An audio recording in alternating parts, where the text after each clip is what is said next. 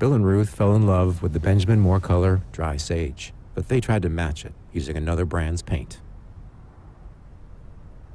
I mean, it's close enough. Almost identical, really.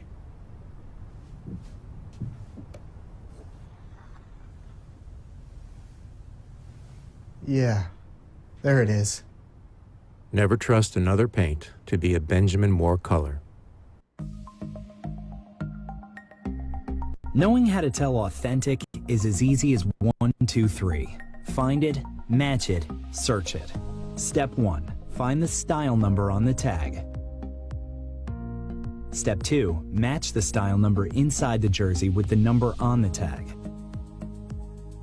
Step 3. Search it. A quick Google search of the style number will verify the jersey is authentic when the search results match the jersey being searched. Don't be fooled by counterfeit jerseys. Before you buy, remember to find it, match it, search it. Fan Zone, 2 locations nationwide. Center City Mall, Chaguanas and Movietown, Port of Spain. Nationwide delivery available. WESN.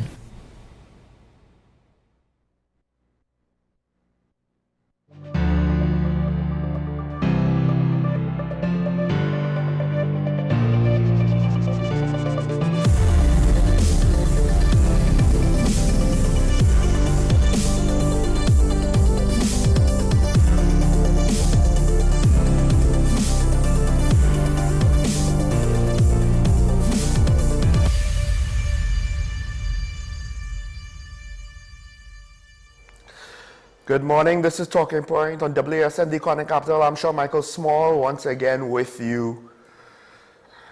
It's the July-August vacation period. Things should be slowing down, and perhaps in some ways they are, and maybe we could be thankful for that, and in other ways they are not.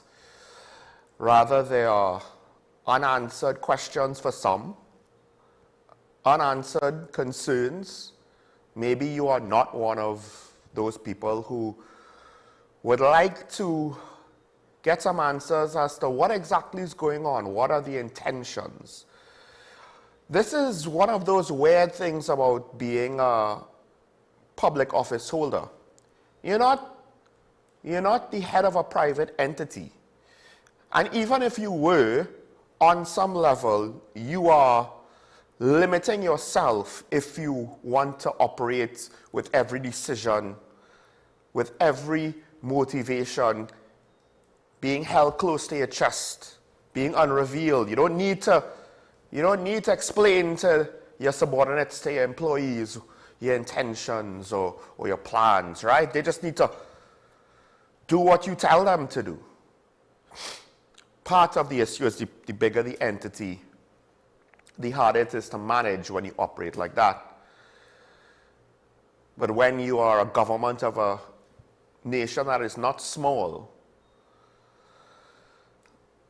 even though, yes, we are a small nation, I would argue that the scale of any nation that isn't some sort of micro nation with only a few thousand people or anything like that, a government of 1 million plus, whether it's a city or a nation, that scale of humans and public interests and the various diversity of public opinions, it makes things a lot more challenging to manage. And then if you want to basically be a do what I tell you to do, don't study what I'm doing type of person in charge, which, to be fair, people at times default to that not because of any sort of proactive consideration, but rather it's just easier. It's harder to explain yourself. Why do I have to explain myself? I don't want to have to explain myself. Sometimes we're so disorganized, we can't explain ourselves. We're so disorganized, we don't necessarily identify the fact that we're not operating with a logically well thought out, well reasoned, organized, structured plan. We just kind of, yeah, let's just do that. Well, it goes back to the whole why so serious question. When we're not careful, we don't realize how laissez-faire we are in far too many things. Even if we think we're organized and we're taking things seriously, I would dare say that at times, and again, this is not unique to us, we don't actually know what we're doing. So we're doing what we think someone who is serious about trying to professionally deal with something, we're doing what we think such a person would do, not actually knowing how to operate in that space. Grateful for Mr. Ali yesterday, defense attorney, willing to show up, answer some questions, shed some light on a complex situation. And that's the thing, it would be great if we had leadership to guide the population. But one of the things, speaking to Mr. Ali, now on some level, some of my opinions and conclusions, I think, were confirmed, but not necessarily confirmed because I was right, at least 100%. There were certain impressions or certain opinions, certain factors that I judged that I would say I judged somewhat incorrectly, or incorrectly outright, with regards to how I felt about the Court of Appeal and one ruling into the next ruling, and not fully understanding the objectivity behind the decisions. But at the same time, I wasn't necessarily saying that the decisions were wrong, but rather that the then defense of those decisions were potentially not mature enough to just basically try to act as though school children are throwing a tantrum and you just tell them stop and it's fine. Because again, when you have 1.4 million people and you have the diversity of opinions and the divergence of those opinions, because it's not just that they're different, they're not going to run parallel, they're going to go in different directions. Many of them won't just be different, but they'll be so diverging to the point where they're not even in the same ballpark, they're not even in the same league, trying therefore to treat with individuals with such different opinions is tricky to say the least. And if you run an entity where you don't really want to explain yourself, well, the consequence is that the people within the entity are not going to respond the way you wish they would respond. That's the long and short. Even if they respond in a not negative manner, it's not going to be efficiently in support of whatever it is you want them to support. And right now, what you want them to support is a criminal justice system. A criminal justice system which is already a situation for multiple reasons that is not easily trusted by the public. The first reason is, generally speaking, the police themselves have bad customer service situations, bad customer service stories that go viral. It's not the police service itself is totally bad at customer service, but the negative interactions, like with any entity, organization, public or private, that's what's going to get attention. At times it will eclipse the positive interactions when it comes to the public attention overall. That's what's going to spread. The media is not just being a disingenuous curator of news by only looking at negative stories and pushing that. Now, one of the closed media houses, unfortunately, the newspaper to close Newsday, they tended to have a lot more shorter stories, tighter stories. And they will give you a volume of stories, and then they could find time to easily fit in the positive feel-good stories. That's been my observation from since I could remember looking at all three papers.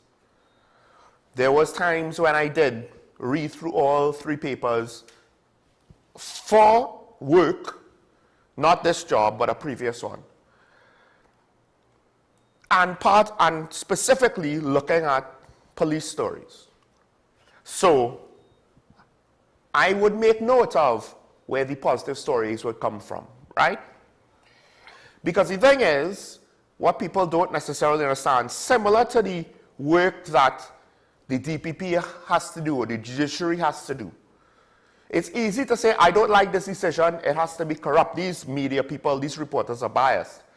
But when you're putting together a paper, there are going to be some days where there's not enough stories, so anything could be fitted in. And then you might say, well, why did this make the news? Well, maybe because they didn't have enough news. And lesser stories that otherwise might not have been worthy enough of public consumption was put in. And then there might be days where there's a lot of stories. A lot of stories come out. And then here's the thing. There's never a right answer, arguably, that will satisfy every perspective. That you picked the most important stories to put in the news on any given day. Now, you might satisfy most, but you won't satisfy all perspectives. Because what is important to some might be unimportant to others. And then now, you might say, well, the most important thing is the crime. Right? That's the immediate stuff. A robbery here, a murder there, a home invasion there, a fraud case here. And then people will say, why are you only reporting the negatives?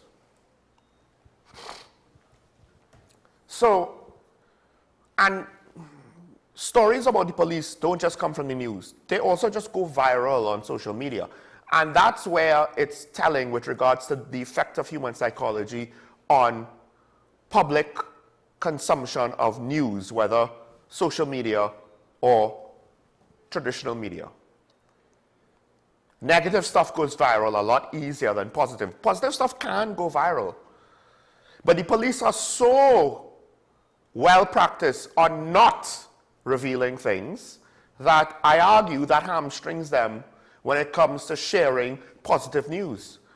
Because on some level, people are not accustomed to getting good information from the police, with the exception of, look at us, we got all these drugs, which is usually marijuana. Or look at us, we got all these guns. Funny that they know when to show that they got a gun. Case in point, there was a situation where the police, they recovered a stolen wagon and a firearm. And I guess since there wasn't any questions as to, at least as far as I've seen, there wasn't any questions as to the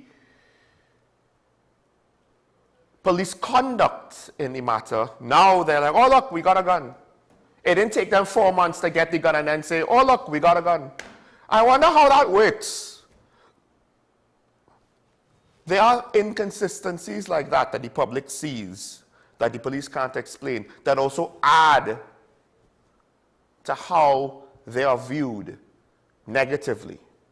Inconsistency usually is a warning sign for something going wrong that you're not going to like. And the police have shown that they do not have the capacity to truly be consistent, in part because the professionalism, dare I say, for too many members of the service is lacking. Particularly at the top, but because I cannot say that the executive has been operating in the last 5 to 10 years with any, well, especially the last 5 years, with any serious level of consistency. And without consistency, then you have to ask, what is the standards by which they determine things? The standards by which they judge things? The standards by which they make their decisions? Because when you were a student or even a child interacting with your parent, that type of inconsistency will make you upset, will make you distrust said authority figure. Even then, even if your immature, not fully developed brain didn't fully understand what was going on, you would still pick up on the inconsistency. But then the reduction in trust on the police service also comes down to the lack of results, which is why I found it hilarious yesterday that the narrative is, oh, the SOE is working, the SOE is working. You know, that's like saying, well, we put a roadblock to prevent anyone from driving. Oh, look, there's no road accidents. See, we solved road safety. That's what it felt like to me. The SOE is not a crime plan. Minister staged his own words. So, I didn't necessarily like the rhetorical victory lap that was attempted to be run in the last couple of days between the police and the Prime Minister. Why is this a good thing? You use emergency powers to deal with crime? And this is to be expected. That's like saying, look at me, look at me. I accomplished such a big thing. I breathed air. Yeah, we expect you to breathe. You open your mouth, you take a breath, oxygen goes in. This is an expected human activity. A state of emergency, the expectation is that emergency powers will have an impact on crime. This is not a grand strategy. This is not some secret forbidden technique that only a select few know how to employ. And dare I say, I can't necessarily say that this government knows how to employ it. But no, this is an emergency response to an emergency situation. Now, if you are going to be running the country the entire time it's an emergency situation, well, dare I say, that's not a benefit, that's a negative. That's not a sign of things being done properly, that's a sign of you barely holding on. It's not too dissimilar to when the Prime Minister was firing ministers back when she was running her coalition government under the People's Partnership. The first time she fired a minister, I was like, hold them to account. Hold them to account. Get rid of the bad apple. Then she fired 2 ministers. Get rid of the bad apples. Then she fired 3 ministers. Yes, more bad apples getting rid of. Then she fired 4, 5, 6, 7. The number kept going up. And then at some point I was like, why does it seem like your whole cabinet has to be fired? And they're all bad apples. Maybe the problem might be the person selecting the apples.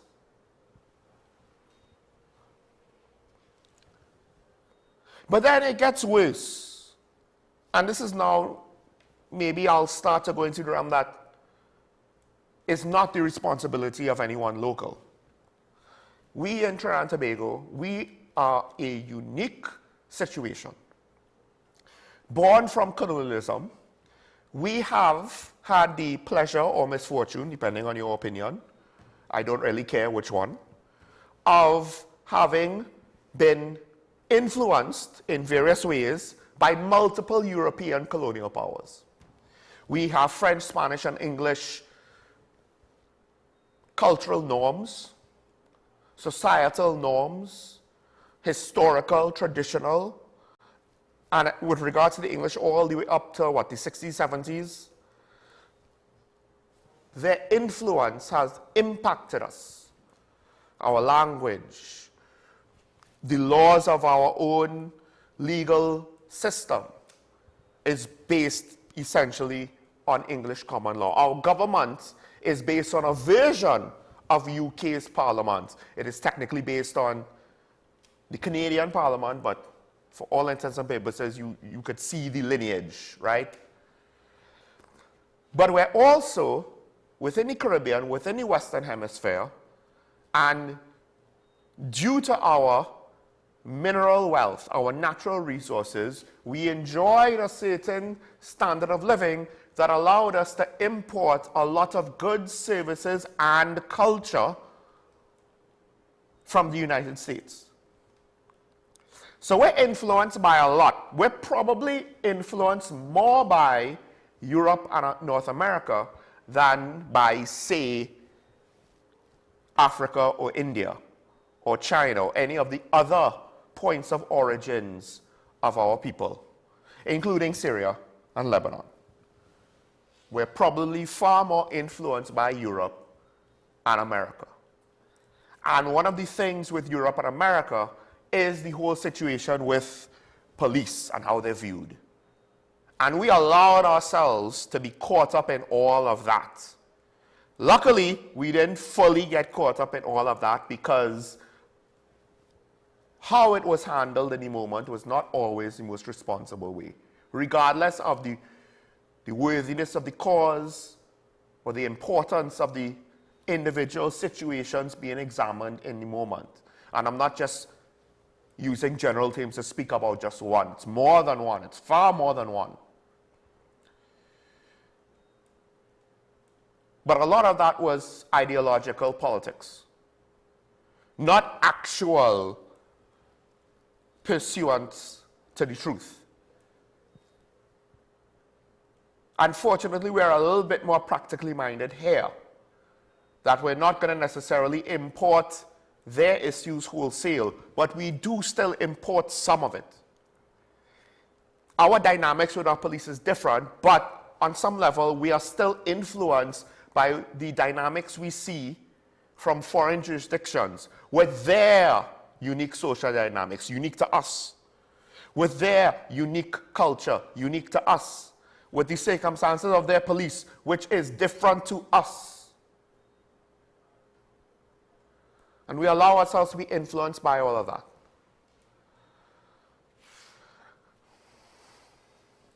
And of course, it doesn't help that the negative aspects, all entities will have a negative aspect, by the way. All private service entities, will have a negative aspect. You'll have that one employee that didn't get the memo, that's bad at customer service, that you as a customer will unfortunately interact with.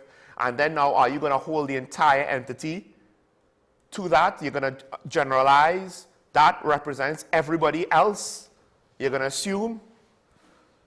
So, in this part, when I say the negative aspects of the police service are not helping, it's not to say, oh, the police have anything especially wrong with them. No, everyone's going to have some degree of negative aspects, bad customer service, bad public interaction.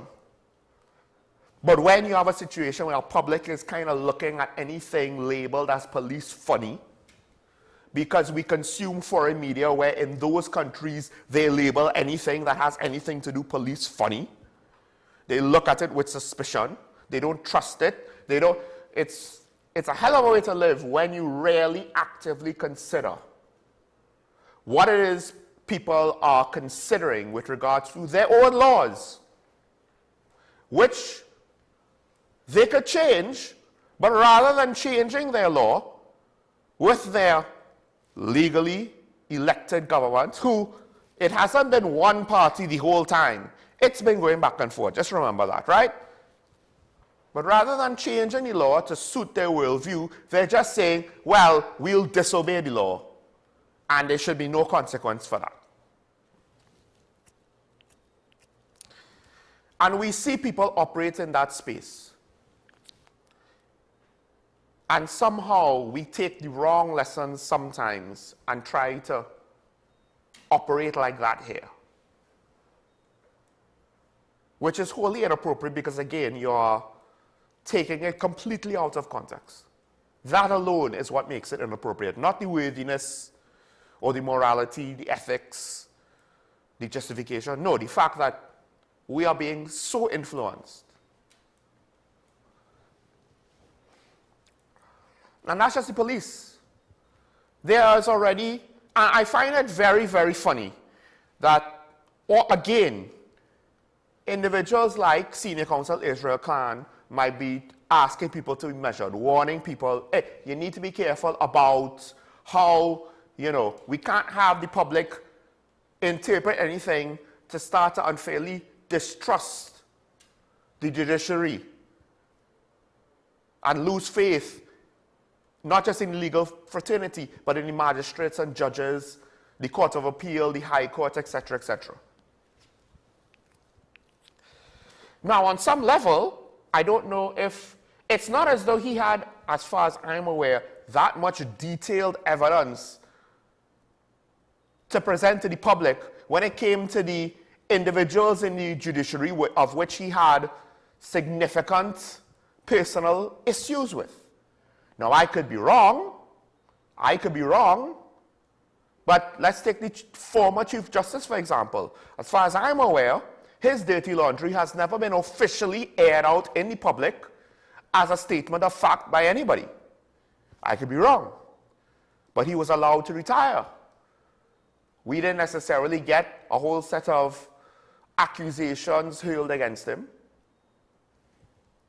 But if you go after the man that's been holding the position of Chief Justice,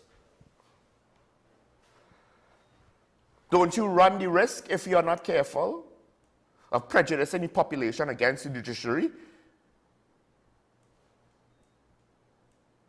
Where was the measured approach?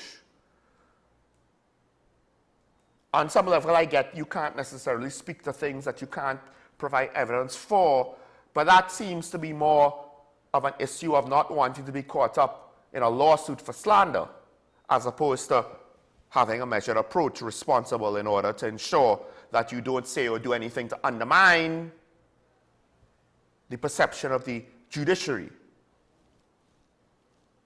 But more importantly, I think the recent events kind of exposes the inability of leadership in this country to fully understand or grasp the situation.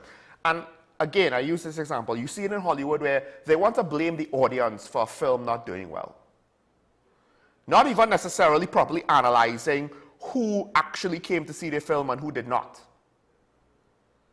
But at some point, if you're going to blame the audience for not seeing your film, now let's take that analogy, translate it to this situation. If you're going to blame the public for how they interpret or view or what their opinions are on issues with regards to law enforcement, with regards to criminal justice, with regards to the judiciary, with regards to anything to do with crime prevention, you're going to blame them on some level for their opinions, when you yourself are not providing any good information to help guide those opinions. Why are they going to listen to what you have to say, give you the benefit of the doubt, and trust you? Why? Because you are appearing to them, whether consciously or subconsciously, as an example of every bad boss that they ever had. Because that's what bad bosses do. They can't explain. They don't operate with any degree of transparency. They're inconsistent as hell because they operate within the boundaries of whatever whims suit them in the moment. Doesn't that sound like politicians? You appear to be similar to every single bad boss the members of the public have had the unfortunate reality to experience. Why are they then going to give you any benefit of the doubt, any preferential treatment?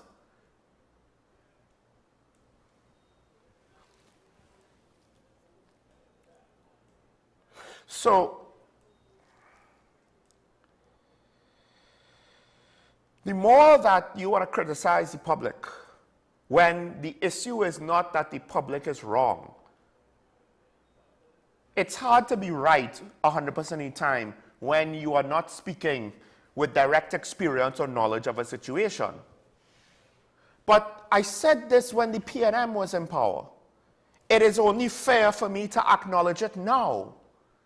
When you don't want to operate with transparency, when you don't want to necessarily guide people away from incorrect opinions in an effective and responsible and ethical manner, why are you complaining that the public speculates? And more importantly, when you are trying to keep secrets, no matter how good of a reason, and the problem is, maybe now there is good reason, but you did it too much when you didn't have good reason. So again, there's the benefit of the doubt is not something easy to come by now. Now the public is wary, is not willing to undertake the exercise of differentiating. Well, when is benefit of the doubt reasonable? When is your secrecy reasonable? And when it is not? Maybe it is now that it's national security issues, intelligence gathering. Can't reveal these things. I understand this. The problem is, psychologically speaking, you've already worn out your welcome with too many members of the public. You've used up your political capital. The capital that you needed to spend, we can't tell you what it is because it's important to national security. That's when you spend the capital. That's when you spend the goodwill. That's when you use up those things which are finite. That's when you ask the public, trust us this one time because this one time it's important. Not trust us this one time because we're too lazy or we're too incompetent or we're actually trying to hide something and we don't want to reveal that to you. So trust us this one time. And one time turns to 10 times. And 10 times turns into all the time. So at some point, the public gets wary and says no. And then, like the boy who cried wolf, it's going to be very inconvenient because you're going to actually have an important situation where you need the public to trust you, but they have worn out, well, you've worn out that trust. They are worn out.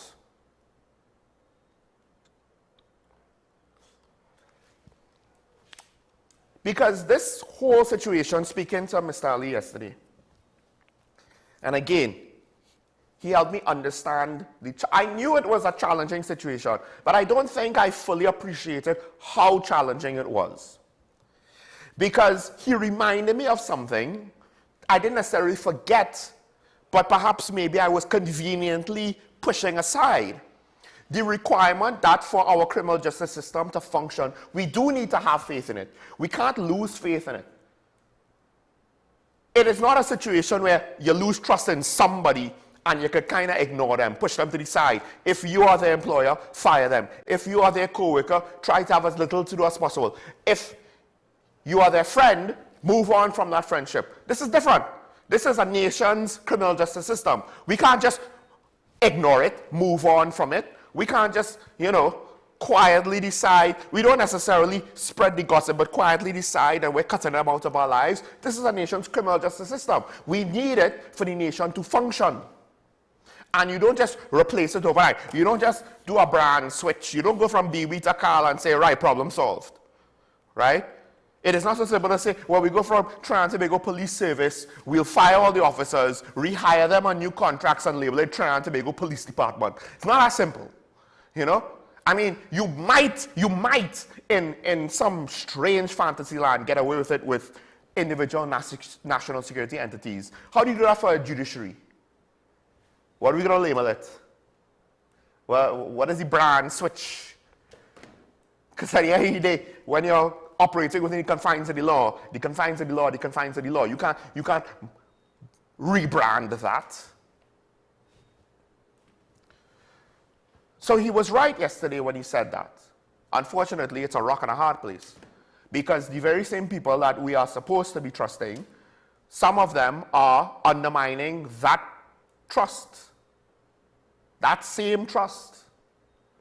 We're supposed to be trusting in our government. We're supposed to be trusting in our police commissioner. We're supposed to be trusting in the Minister of Homeland Security. We're supposed to be trusting in the judiciary, in the Court of Appeal, in the High Court, etc., etc. We are supposed to trust these institutions, these officers, these high officers. In part because we put them there. Now, if you break down the numbers of the electorate, there's minutiae in the details there that could be debated. But for the most part, technically, we put them there. We put them there to not trust them. Dare I say, that's a us problem. But in the moment, the lack of trust is a them problem. If they can't solve it, they're not fit for the job. The PNM couldn't solve it, but the PNM didn't go this bad, right? The complacency and the assumption that as a politician I could do essentially whatever I want is, and I do believe most politicians on some level operate that way, it's ridiculous. It's ridiculous, it's it's damaging, and the proof is in the pudding. When a politician says, look what we accomplished, has anyone necessarily taken the effort to analyze the situation and realize the vast majority of accomplishments by politicians are essentially, arguably, bare minimums. Bare minimums. I built this one project. Look at me. Bare minimums. People would say, what did the PNM do to develop the country? And then the PNM would say, well, we had a library here and an airport there. But there's no comprehensive strategy. There's no comprehensive result where you see a conglomerate of effort being properly organized and systemically attacking the challenges of the country in a holistic way. We didn't see any of that. Because we got a project here and a project there, and that's development. No, that's the bare minimums. Random projects, vanity projects. We got an airport here, we got a standpipe there. Because a standpipe got photo opportunity. And you're not seeing anything different out of the current administration. What are we seeing?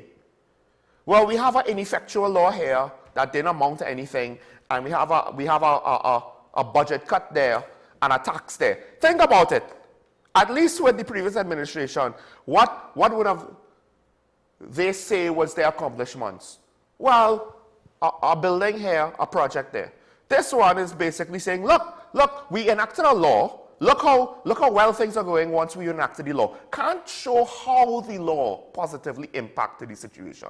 How did the home invasion bill actually, Mr. Minister, here's a thing that you might not know because you're accustomed to doing, right? You were voted to do, not to read, right? To paraphrase the famous animated Arnold quote. Those who know, know. I can't use you were here to lead. I can't really say that one, right? But you're a doer. In theory, at least. When you want to ask the public for praise, when you want to say, look how good this was, the bare minimum for that is to at least then explain not just that you had a law, but how exactly the law positively made a difference. Because, dare I say, the explanation he did give, or the police are able to do more, or the police has more initiatives, or whatever, had nothing to do with the law. I don't think a home invasion was technically legal before the law. It's just how it's classified might be different. The penalties might be different. You know, the approach for the police might be different, but you didn't explain how it was different. And the stand your ground aspects for it is a complete waste of time. A complete waste of time. It has accomplished nothing. And then what else has the government praised itself, given itself a pat on the back for? For taxing you more. That's their great accomplishment. After reminding the PNM that you cannot tax a nation into wealth, Minister Tanku's biggest net positive line item in the budget is, look at how much we taxed you. We raised revenue by taxing you.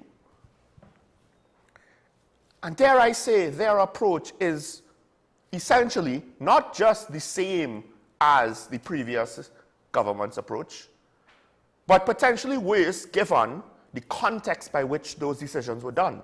Worse in the sense of, one, we are still in a bad situation.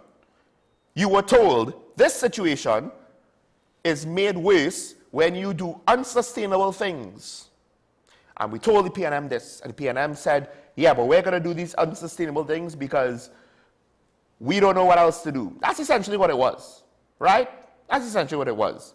Seems like they didn't know what else to do, so they kept doing unsustainable things, like taking out loans to pay reoccurring expenditures like salaries. That's what the PNM did. We all criticized them for it. It was reasonable criticism, not necessarily the be-all and end-all, but it was reasonable criticism in part because they had no good defense against it. And then they lost the election. See how that works? Now, new government comes in, sees the example of what happens when you do that. See the example of how people respond to that. They themselves were part of the response with regards to, A, this unsustainable thing where we taking out loans for recurring expenditure. This bad. They were part of that response. They were part of the process by which the opinions were generated. The consensus was collated, and it was thrown at the then PNM government. And then they came and did it anyway, the same exact thing. Without even attempting to explain why this time it'll be better. You know, it's like, don't pay attention to what we said in the past. It's only wrong when the PNM does it, but now that we're here, it's right. It's more than right. And the fact that there's one, seemingly a lack of acknowledgement of what they're doing, the hypocrisy of what they're doing, a lack of awareness with regards to, hey, this might come across as hypocritical. Should we explain ourselves to the public? Nah. And then also, we were already technically in a hole. That essentially was the implication of what the PNM left us in. When they were taking out loans that have to be repaid in order to pay back recurring expenditure. You do that a couple of years, now we're in a hole. We're in a financial hole because the capital is not being invested into things that will increase revenue. So we put ourselves in a hole, which means that the starting point of the UNC is worse technically than the starting point of the PNM. That's what also makes the situation worse. It's not just that you're repeating the error of your opponent, which you yourself criticized. It's that you are continuing a pattern of behavior that, if sustained, is unsustainable. And again, there's no attempt to explain it, no attempt to manage expectations, no attempt to make or help people who are going to identify these things, help them to understand. And that's one of the real issues, because at times you can do things that might seem questionable to the public. If you work in any kind of job that has any kind of technical complexity behind the scenes, you would have potentially run into the situation where you have a hard time explaining it to your customers. And it's not always appropriate to explain it to your customers. But you can't just not say anything, because that's going to make them upset. And then you're going to lose customers. I don't understand. Maybe it's because none of these yahoos are actually capable of doing anything in private business, and they have no actual working experience. So they're not going to learn these lessons. They don't know. They don't know how to deal with basic customer interaction, which arguably, that's what a government is doing. They're providing a service. The public are the customers. But they don't know. To them, we're not the customers to their service of governance. We're the peasants to their rule. That's why emergency powers is apparently a divine right. That's why they're always locked up, seemingly invariably. Why does it always seem as though they are completely blissfully unaware of what's going on the ground? This is a consistent phenomenon that you can observe in just about every politician. At some point, they lose touch with what actually the reality on the ground is. That's where you get the jokes and bad tastes with regards to bicycles and coal pots. I actually don't think Mr. Scotland necessarily had bad intentions when he made those jokes, but he wasn't aware of the sentiments on the ground. And when you're a comedian and you're not aware of the sentiments on the ground, you make a joke, it could be as benign as you think it is, doesn't mean it's going to go well.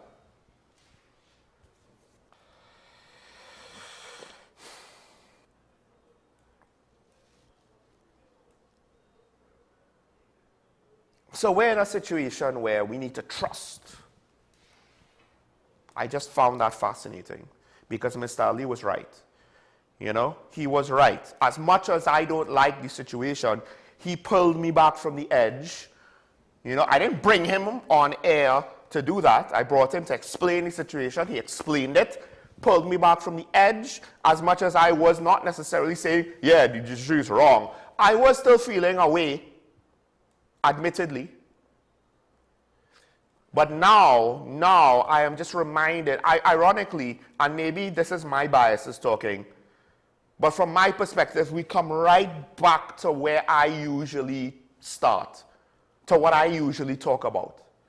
And that is how governments communicate, how politicians communicate, their professionalism, their decision making, their ability to explain their decisions, the consistency of these things. These are basically some where I start from. And this is why, at one point, people wanted to hear, what are the solutions, what are the solutions? When you have a government that is operating in an inconsistent manner, utilizing logic that seems not logical, providing no reasons for what they're doing, and at least on the surface, their policy decisions seem potentially unreasonable, and there are signs and symptoms of potential corruption popping up left, right, and center. Things that we're accustomed to seeing. So at the very least, if you didn't want to appear corrupt, you should have known, let's avoid these common tropes in our politics that we ourselves utilize to criticize the last administration. Maybe we should avoid those tropes. Nope. Somehow, again, we just can't imagine that the public will utilize the same level of judgment and the same measures of reasoning that we ourselves propagated when we were in opposition. Somehow that will all disappear. All of the lessons the public learned, all of what we taught them in opposition, they'll just go away. We'll wipe the slate clean, and they will come at us with kids' gloves, and we will all sing Kumbaya, and they will believe whatever we tell them, because the public are gullible saps. I mean, they voted us in. Is that what the government is saying?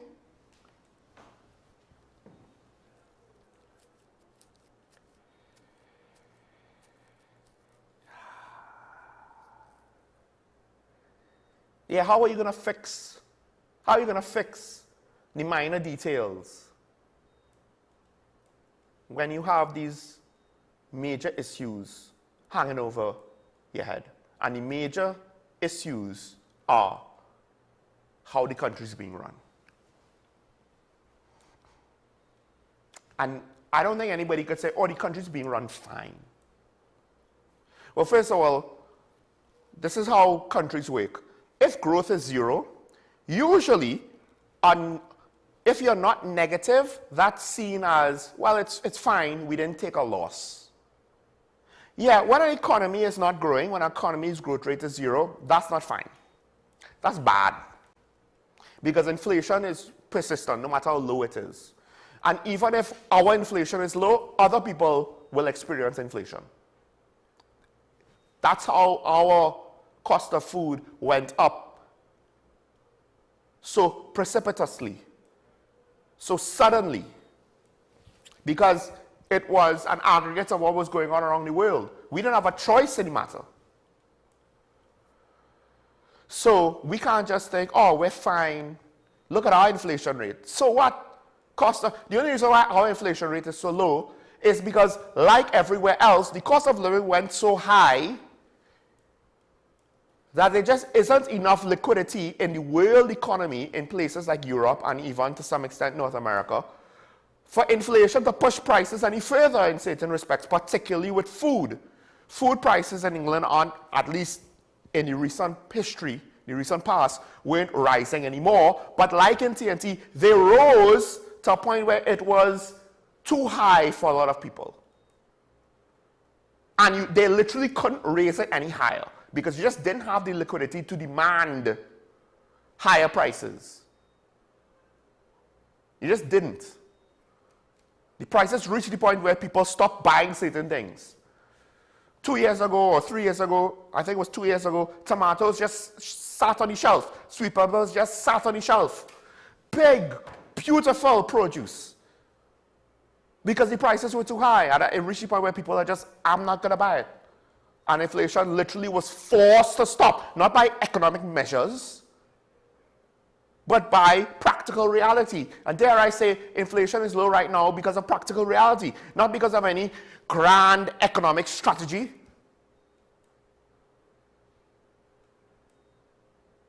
So, when a government is just fine, that's probably a bad thing. When a government is failing, it's worse. It's not only bad when it's failing. When a government is just fine, what does that imply? It implies that we're not necessarily being innovative. It implies that we're not aggressively dealing with any urgent problems. It implies that we're not putting our best foot forward to deal with the challenges in front of us. It implies that we're not actually getting any solutions to those challenges, we're just managing them. They're still there, waiting in the wings to take us out the moment we drop the ball, because we ain't actually that good with the ball. And we would rather pass the ball off to somebody else. Unfortunately, this is not basketball where there are 4 other teammates. This is running a country. A government is technically one of one. There is no second, fourth, fifth string government. Yes, it's an opposition. That's not a second string government. Because the first stringers ain't going to give up their pole position willingly to take a spell. They ain't going to sit out for 5 minutes and take a rest and let the opposition come in and manage things for a little bit. That's not how it works. We're stuck with one of one.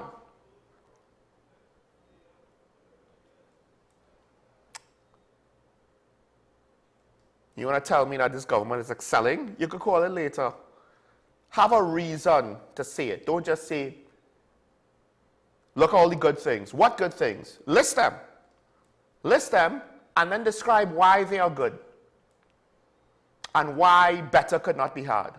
The more comprehensive your argument is, the stronger it is, the better the debate, because then I'll have things to either disagree with and try to counter, or I can't disagree with it, or I can't counter it, I'll have to consider it. Maybe I'll change my mind. It has happened before, but usually it requires a good argument, not just, well, you're wrong. Because ironically, that's what the government is doing. The government is not providing good arguments, comprehensive arguments. The government is not providing reasoning with regards to what they're doing. They're basically saying, well, you're wrong. You are wrong. You don't know what you're talking about. You're wrong. We didn't tell you your opinion, so how could you have it yet? We're the government. We tell you what to think. How dare you think on your own?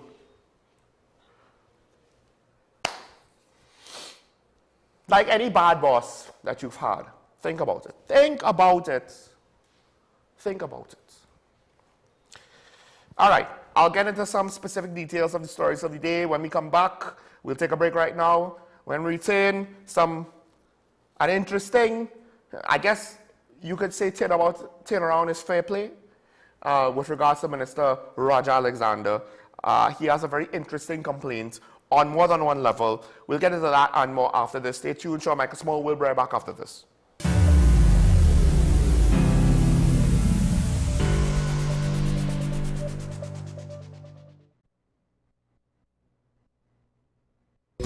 Take some time for yourself or spend some time with the family at Sandy Point Village Hotel.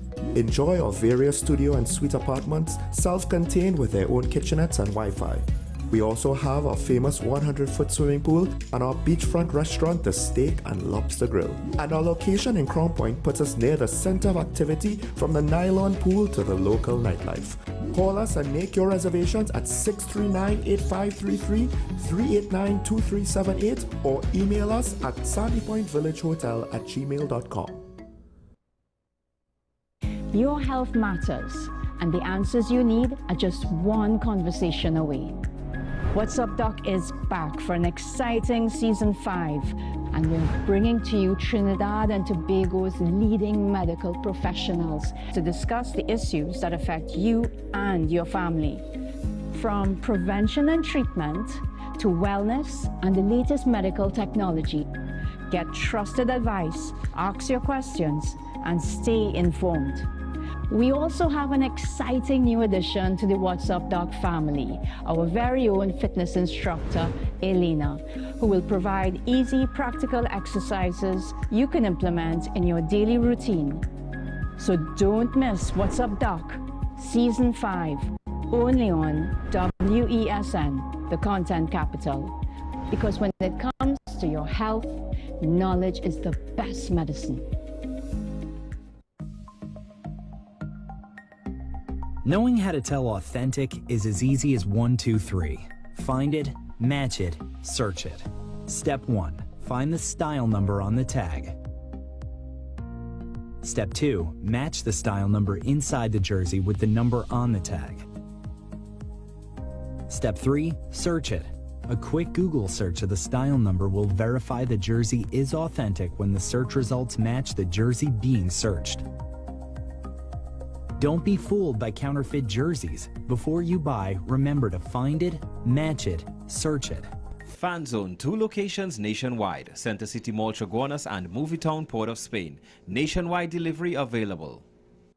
In this day of stay-at-home and work from home, home has never meant more than it does today. Whether you're looking to buy, rent or build your new home, now is the time to get going. Gittins & Gittins real estate agents are here to take you to that place of your dreams. Let us take you home.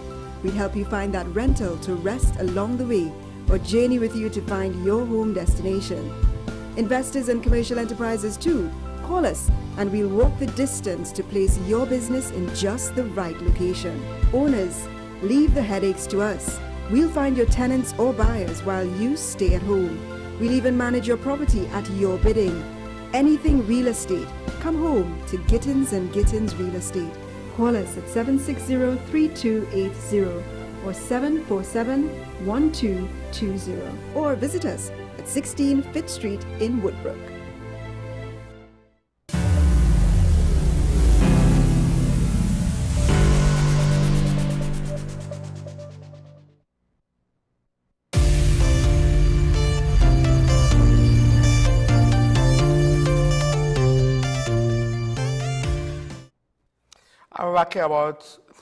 I'm back here on Talking Points of the Blaze and the Connect Capital Show. Michael Small talking about, well, right now, I guess, with a lack of much government projects, it's mainly about the SOE. One of the things that I just want to mention quickly, though, the Minister of Rural Development and Local Government, she is reporting on flood mitigation efforts which have been reportedly underway for months.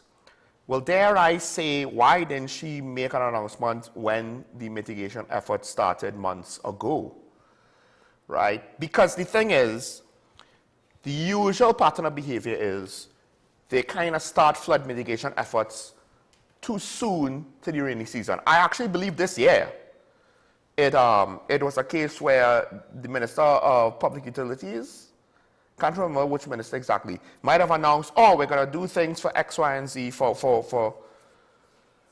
water supply or something or the other. And it was, then we got an early start to the rainy season and it kind of just made the whole thing, I think it was flood mitigation.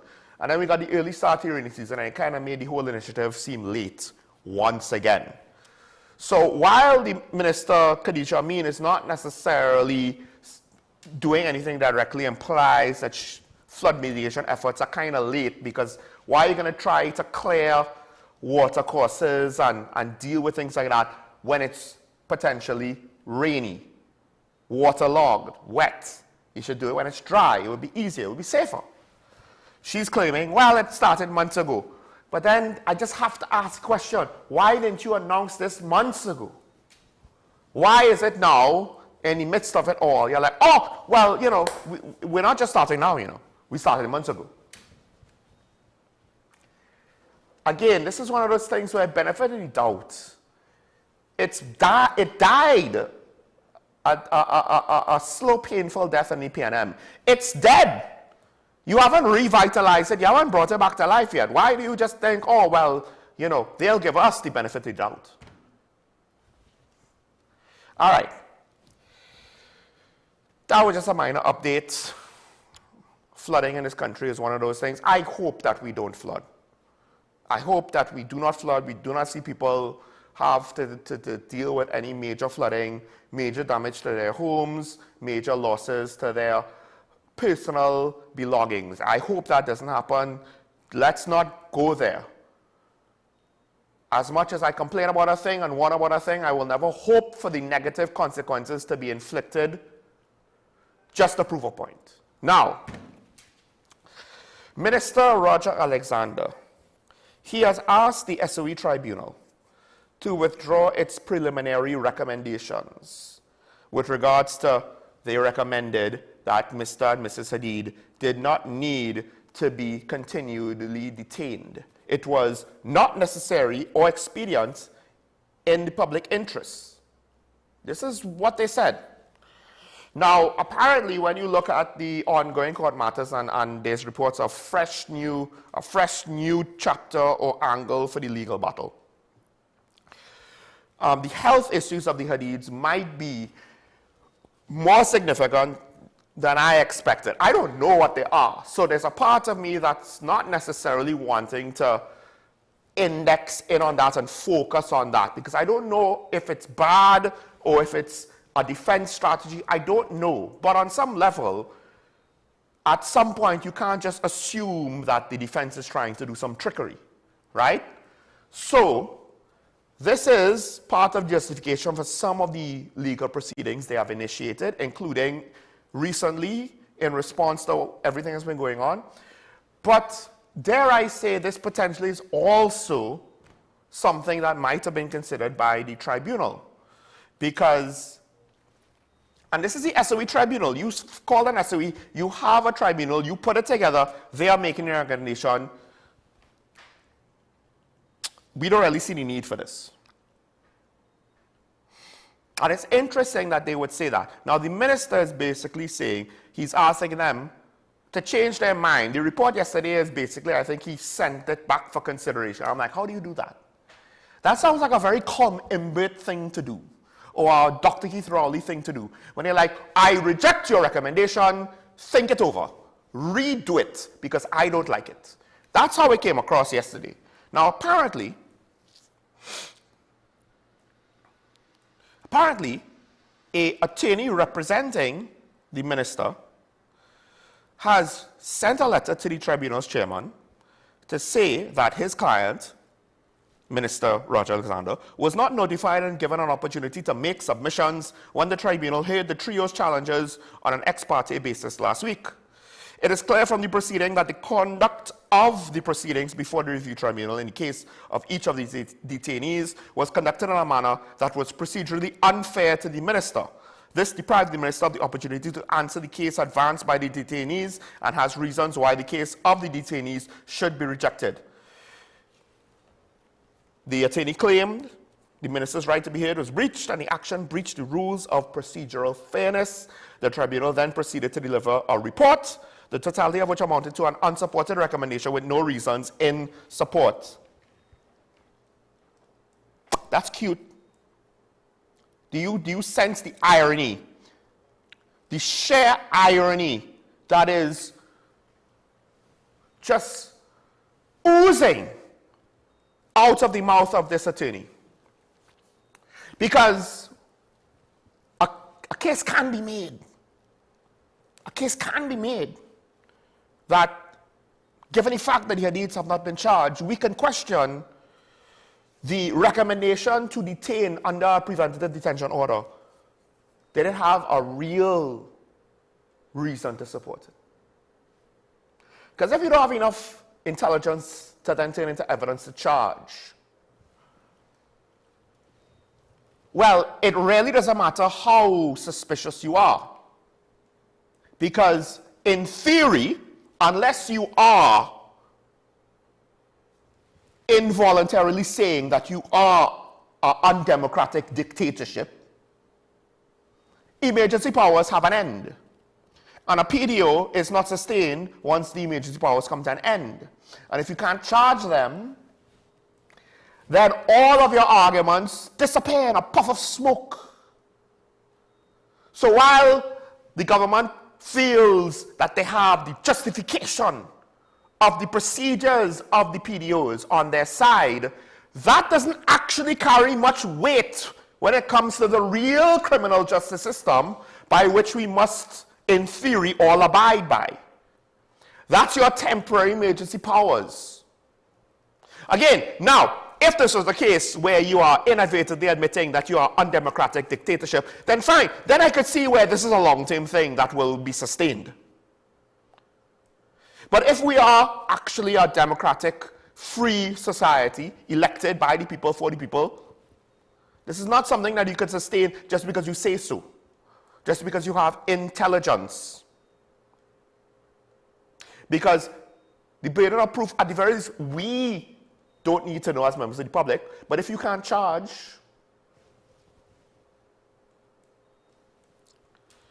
and a significant majority of the PDOs, they can't charge. If they could, they'll tell us. They will want to run their victory lap. They will want to hear the adoration and praises of the people. The fact that they're giving up such an opportunity to hear the adoration and praises of the people means that they can't. Or at the very least, it is reasonable to assume so. But what I find even more ironic is the fact that why is it the minister? Now, here's the thing.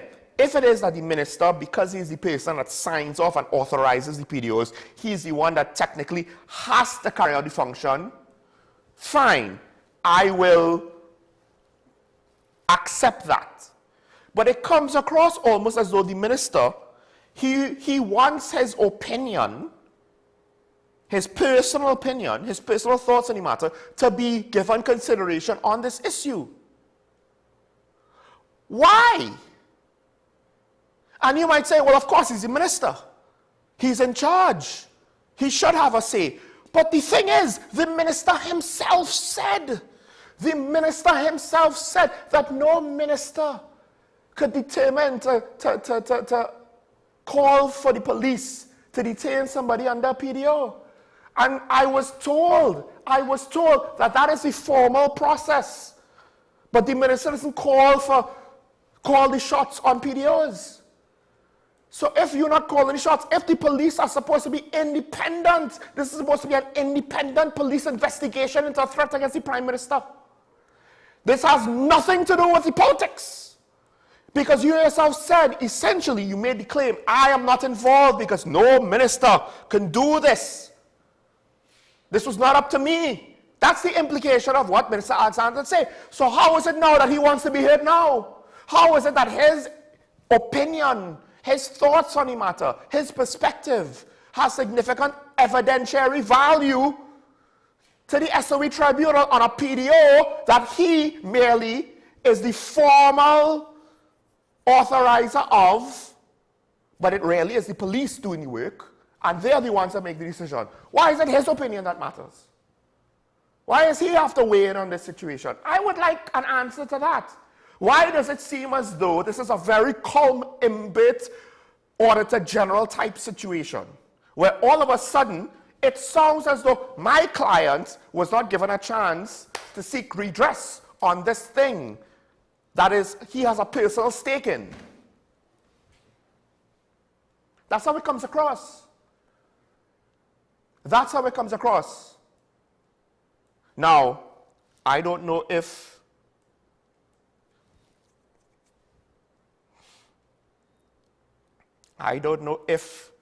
the tribunal is supposed to include the minister.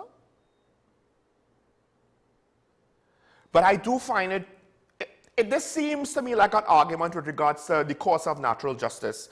And if we're utilizing certain levels of reasonableness in the argument, you know, I mean, how could he not answer or refute the claims made by the other side?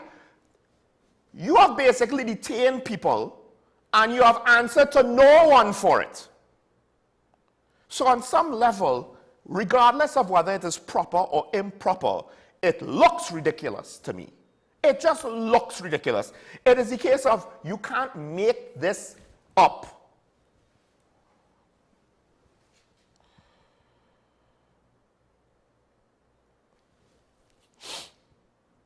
Now,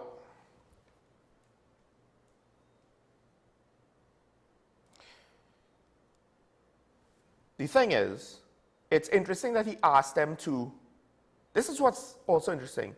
He wants them to apparently reconsider.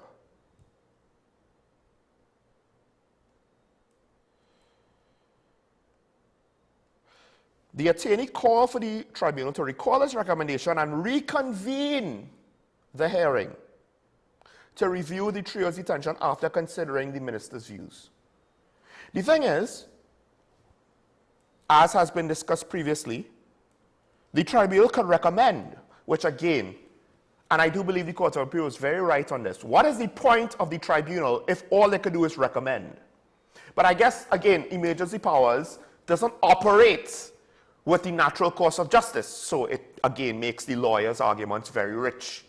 But in a previous situation, in the case of inmate Lloyd Seeley, the tribunal also found, this is from, I believe, an attorney representing Mr. Seeley, the tribunal also found that there was insufficient cause for his continued detention. However, in May the 20th response, the minister rejected the recommendation and gave 4 reasons for keeping Seeley in custody.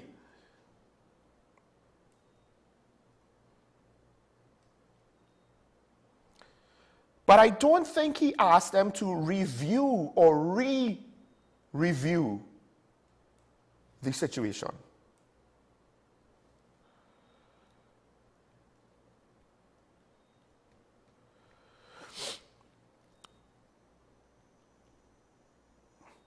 This is what the minister was reported and said. I have determined that the said recommendation cannot be accepted at this time, and the detention shall accordingly continue under the authority of the existing detention order. Now, part of the reason was, in that case, in the Seeley matter, he also claimed, I was not afforded an opportunity to be present or make representations at the review hearing. And then he didn't say redo it. He just said, I'm not going to take your recommendations. Goodbye. Thank you. Moving on. So why is it in this situation he wanted to have them redo their process and be heard this time? Why does it seem as though the Hadids are like a special case? Not just treatment in the prisons, but even by how the government is treating the situation. It's weird, isn't it? It doesn't seem as though other detainees who are afforded the privilege of the minister saying, redo the thing once you hear me out, and then we'll get a new set of recommendations. No, it's just rejected outright, apparently, at least according to one anecdotal report.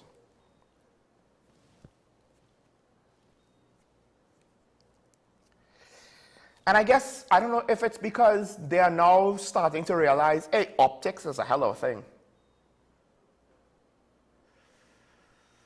I mean, if a certain demographic did not support the UNC's political opponents financially before, it's almost like if the UNC is saying, no. We're telling you that there are financial backers of PNM. In fact, we're going to make sure that they're going to hate us so much that they're going to be financial backers of the PNM.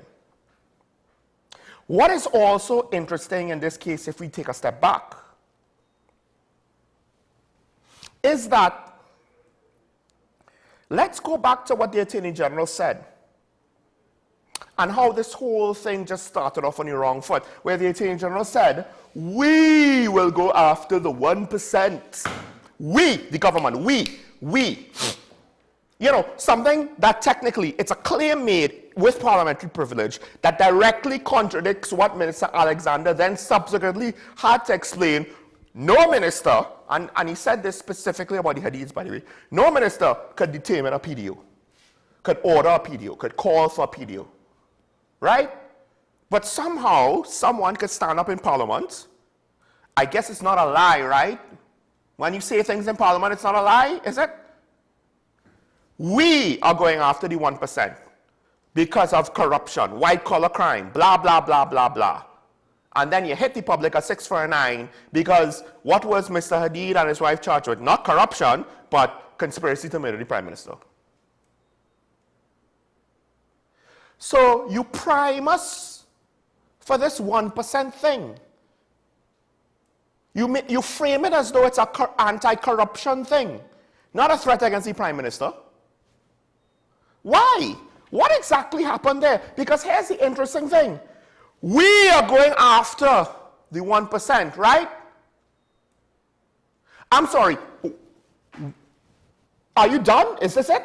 This is all there is that you had? This is the full extent of the crusade that you announced to the nation? Because the thing is, we're not seeing any corruption cases actually bear fruit, come to the fore, be revealed. Maybe they're still investigating. I don't know. In which case, on some level, why would you announce it?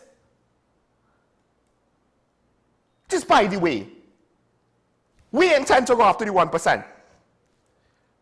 Why are you putting everybody on notice? Why are you basically saying, hey, you know all that illegal stuff you're doing right now? You might want to stop because we're looking to investigate it. I mean, strategically, it's potentially a dumb decision.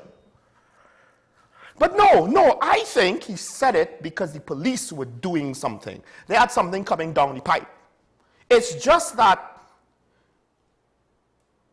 he said things that alluded corruption. They said conspiracy to murder the Prime Minister. Those aren't the same.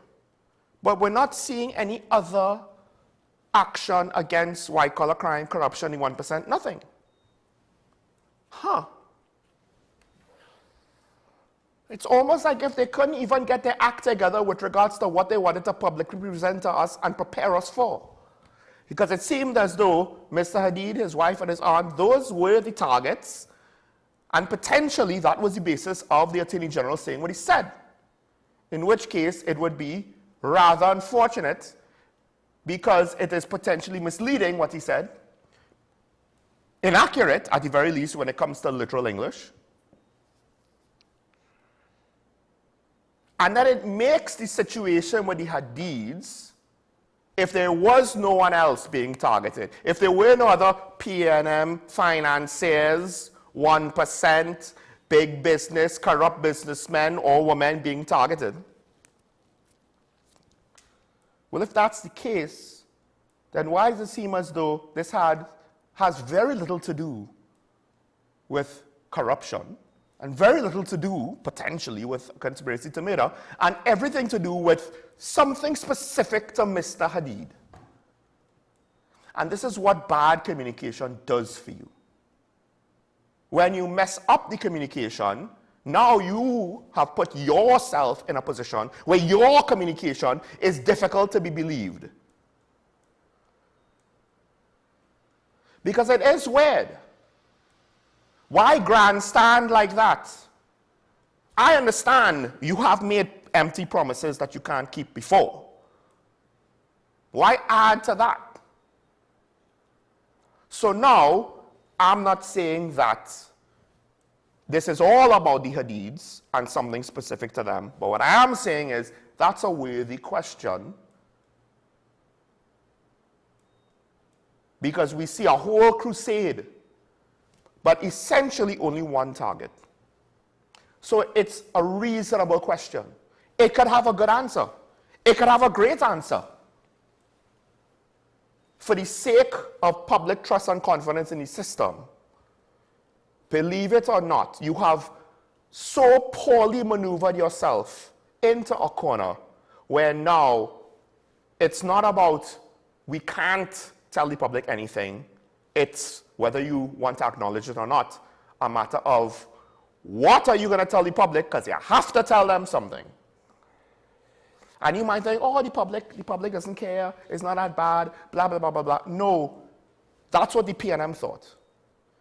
That's what the PNM thought, because there are people who still consider the potential of the PNM were operating under the belief that there was no way in hell the UNC would have been elected. There was no way they could have lost the last election, And in some ways, that does make sense, because why are you going to do something like try to force a successor in an undemocratic manner and think it's going to go over well? Why would you do that if you did not have blind confidence in your chances in the election? Don't mind the fact that I think nobody outside of the PNM thought that it was guaranteed for the PNM to win. Now, a lot of us didn't necessarily think it was guaranteed that they lose, but losing was definitely on the table. But for whatever reason, politicians like to operate as though we won't lose, we're going to win. And we could do whatever we want, and we're going to win. And the thing is, the PNM thought, we don't have to explain. We don't have to be careful with what we say. They will believe us because we are the PNM, we are the great institution. And Mr. Mover points it out, and there's some truth to that. They do buy into their own hype. And they do love to potentially prop themselves up on the accomplishments of their predecessors without realizing that's what they did, good, bad, or otherwise. We actually have to accomplish something on our own. Otherwise, we're just the inheritors of an estate slowly mismanaging it to the ground. We're going to take the family name and we're going to not continue the legacy, but we're going to diminish the legacy. The thing is, now the UNC comes in and says, look, we have slayed the PNM dragon. We are universally beloved by the people. It is impossible for us to be unpopular. That's how it's coming across to me with some of the decision making. We don't need to be consistent. We don't need to be careful. We don't need to be responsible. We don't need to carry out the duty of care we have to the population. We could do whatever we want. And they will have to take it. Because what are they going to do? Vote back in the PNM? Yeah, they just might. They just might. And right now, this is the thing. Two sides of the same coin, because the public, and this now goes to the conversations, the latest chapter of the conversations with Mr. Mover. It's because of how the voting public operates, what they tolerate, what they allow, what they seemingly prefer or incentivize. They incentivize, to some extent, the political behavior. And by incentivizing the behavior, we get what we get. Now, the supporters of one side is not going to see the negatives in their side. They can't. They refuse to. They won't. But the fact of the matter is, it's there. It's there if you are willing to be objective, be willing to admit the truth. Part of the issue is even the politicians themselves seemingly are not willing to admit the truth about themselves. Some of them are. Those tend to be ones that are not in charge. And then you have to play the dance of how much could I say, how much I can't say, should I say something, if I say nothing, am I complacent? That's one of the sins that Penelope Beckles, unfortunately, has to answer for. Not necessarily she is fully committed, the sin of complacency, but she has to answer for it. She has to explain it. Because at the very least, people will look at her. She was part of the previous cabinet, regardless of whatever her issues were with Dr. Keith Rowley. She, unfortunately, is associated with it. And on some level, she has to do her best to answer to those accusations. This is just to narrow in on her situation. Because those are natural accusations. Everybody from the previous cabinet, from the previous administration's cabinet, is going to be looked at funny. Everybody. That's a default situation. That's an automatic situation. You should know this going in. You cannot assume, oh, well, we're a new leadership, it wipes the slate clean. That's not how it works. She has to answer to that. You don't think Kamala Prasad be such a Prime Minister of Trinidad and Tobago for a second time? She don't have baggage to answer for? We just conveniently kind of consider it less because it's been 10 years in between terms. But at some point it's gonna come up again. It's going to come up again. And they are not going to be ready to deal with it because, look, they can't even deal with their unforced errors now. One of the biggest sins of any operation is unforced errors. It's one thing if you are forced into a bad situation. You are set up by an opponent or circumstances dictate a challenge that you would rather not face right now, but you have to do it. But when you commit unforced errors, lapses of judgment, worsening the situation, not because of some external factor, but because your determination was flawed or wrong, it's really hard to say, yeah, definitely the best man for the job or woman.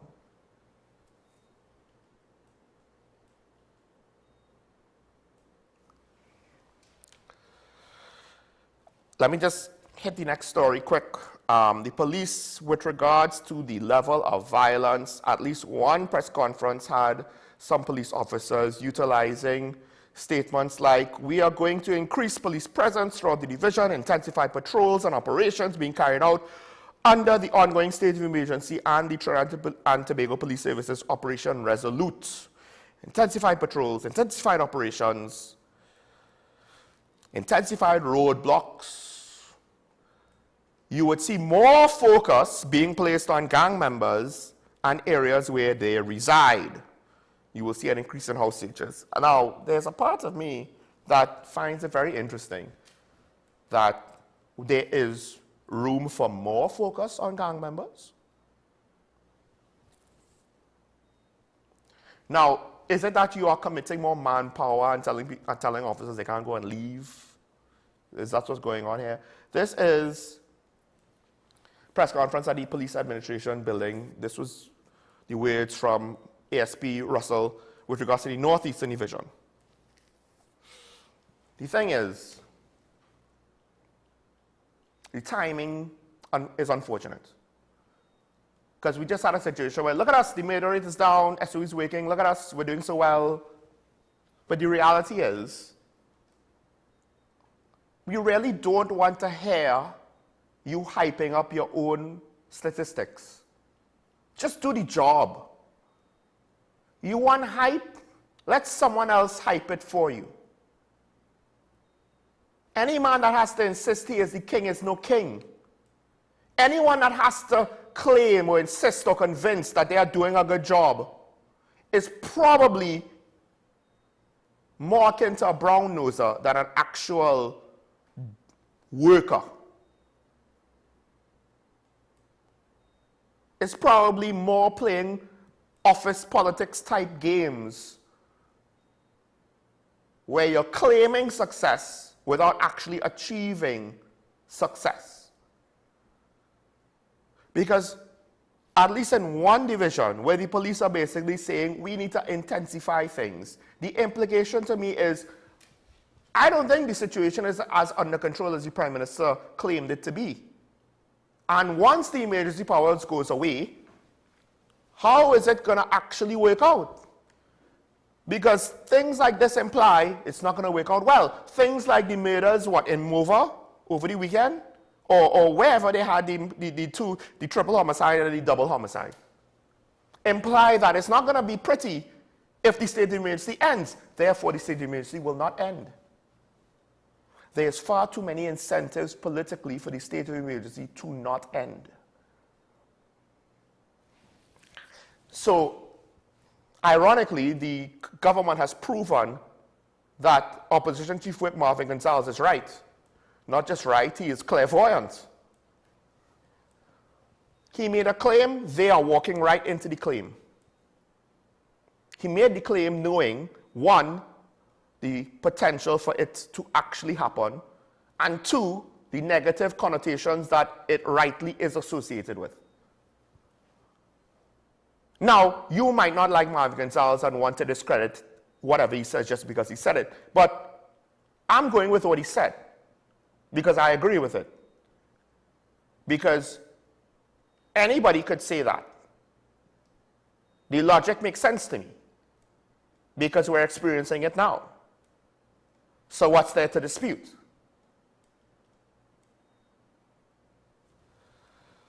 So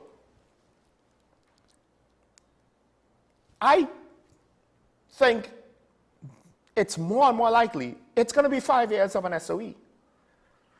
And I'll say this, I will say this. I would have no problem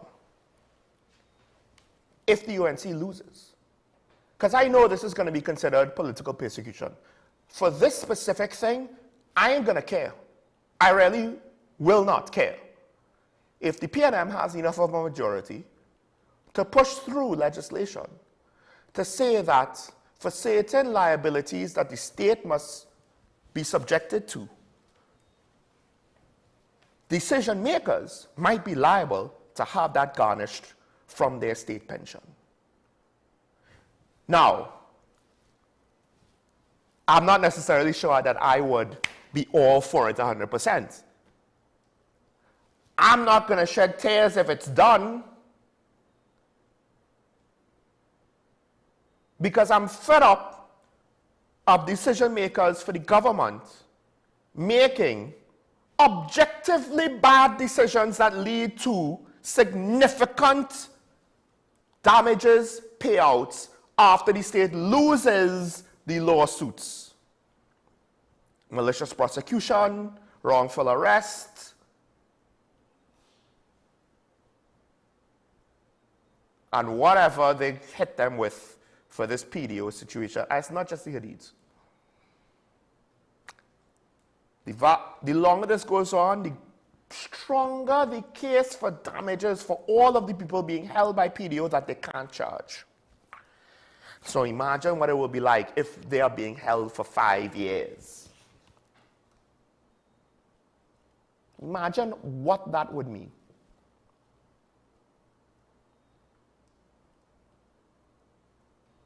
Now, here's the thing. The reason why I said I wouldn't necessarily be all for it is it's a very slippery slope when you make individuals personally responsible for the work they do while being an agent for the state. You need to have a certain degree of protection in order for them to carry out their jobs properly, right?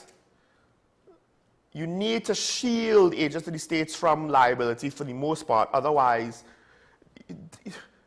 you will then open up a can of frivolous lawsuits against individuals, which they will have a hard time potentially defending themselves against. I understand all of that. So perhaps we could just limit it to lawsuits that come from preventative detention orders that then did not lead to charges, could not be justified, and will be negatively viewed by the courts, and something that will lead to large payouts. Perhaps we could just limit it to that.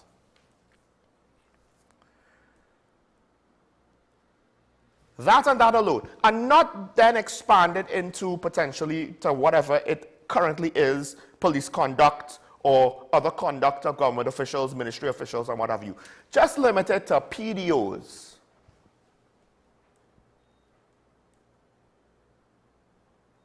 Because this get out of jail free thing with the PDO where we just lock you up and throw away the key and we don't have to account to nobody. We don't have to be transparent for nothing.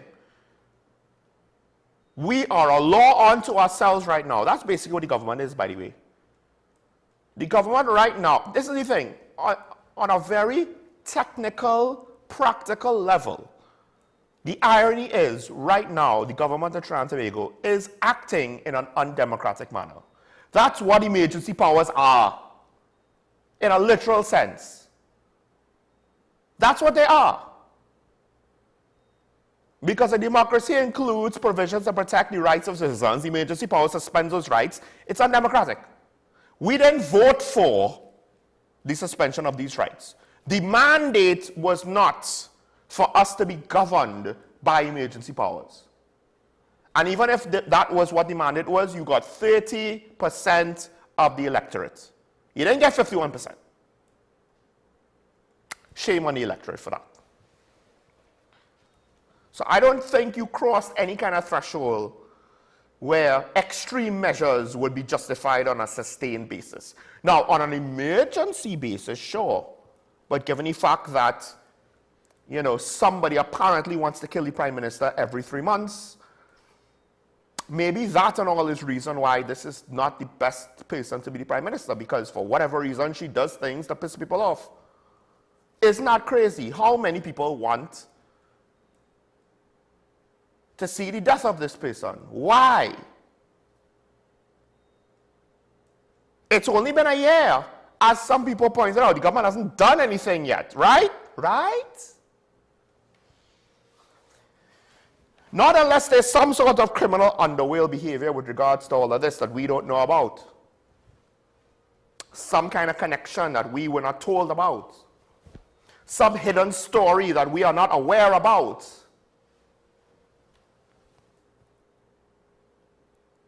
I don't know. All right. For what it's worth, I'll open the phone lines. I know July, August, things tend to get a little slow. But we didn't have a phone-in segment yesterday. We were pressed for time. I wanted to make sure we got both topics in. Since we had Mr. Lee, and again, like many others, he has an actual job. So we have to operate within his schedule. So we didn't have any call-in segment yesterday.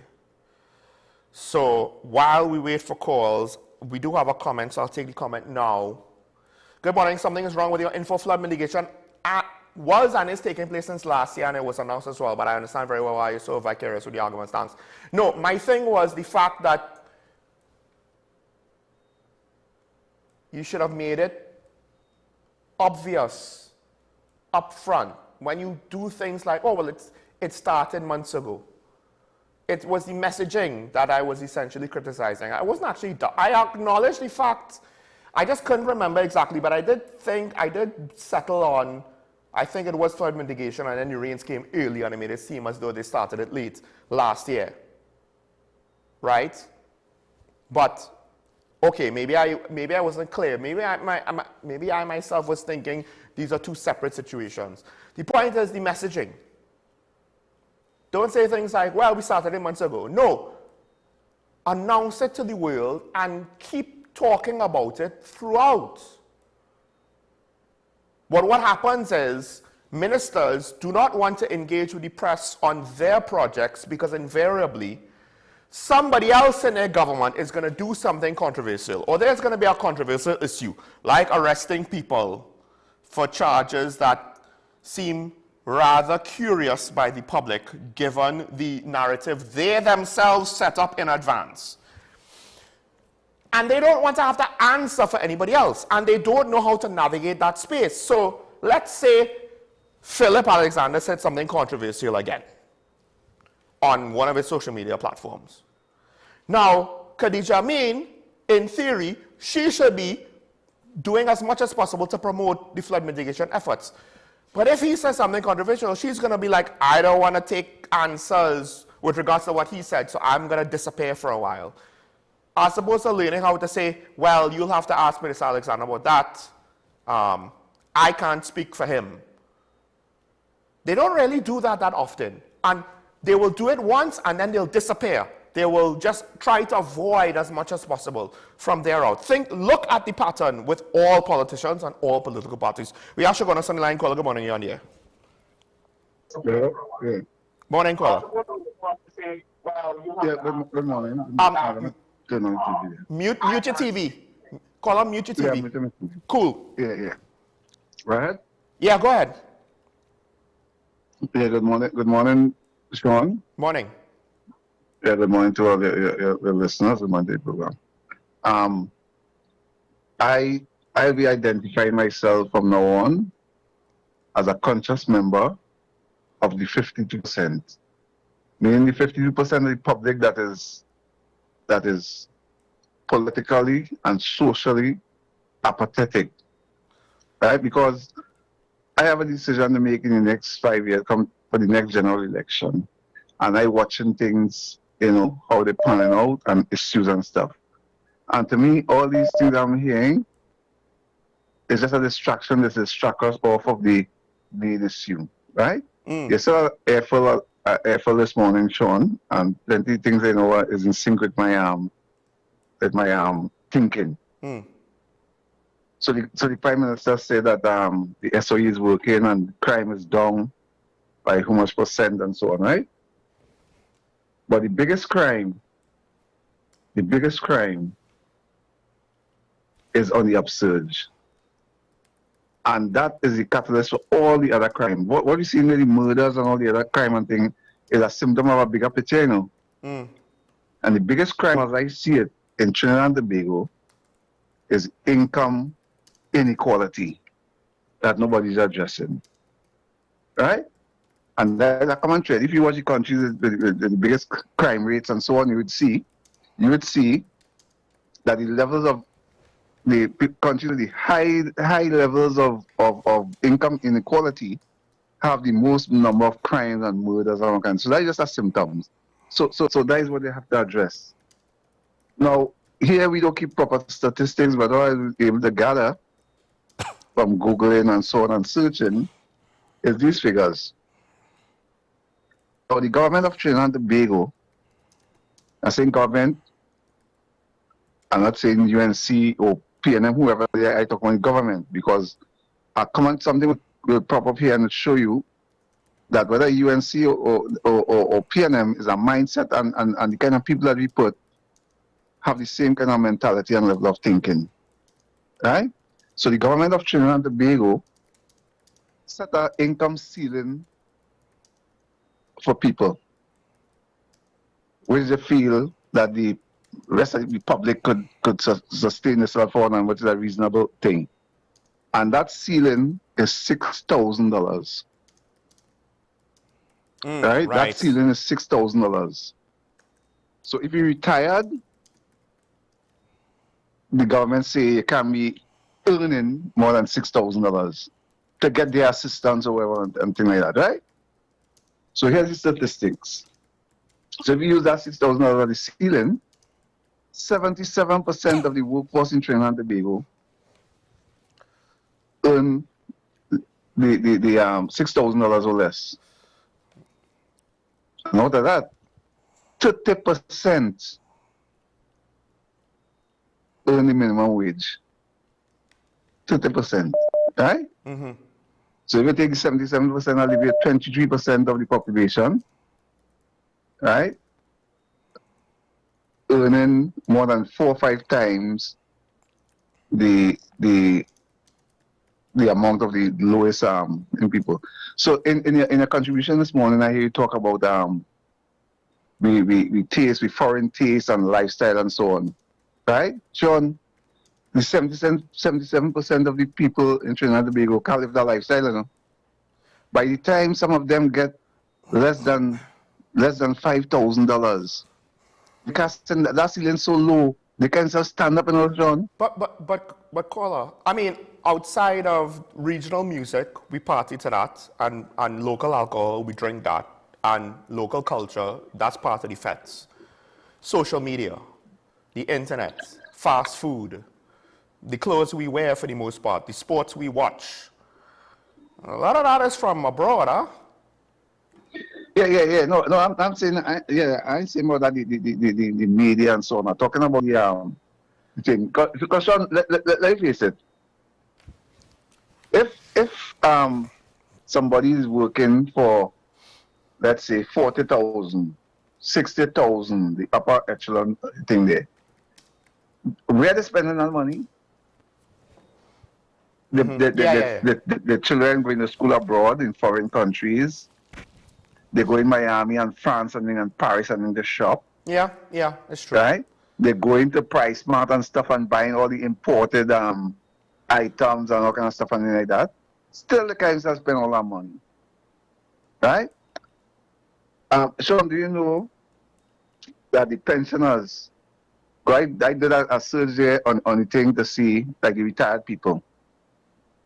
NIS, they say, have 135,000 people. And the pension grant have 105,000 people. That means 30,000 people in Trinidad and Tobago only surviving on NIS alone, which is about $3,000. Yeah, but you know $3,000 less than the minimum wage. The minimum wage coming out to $3,600.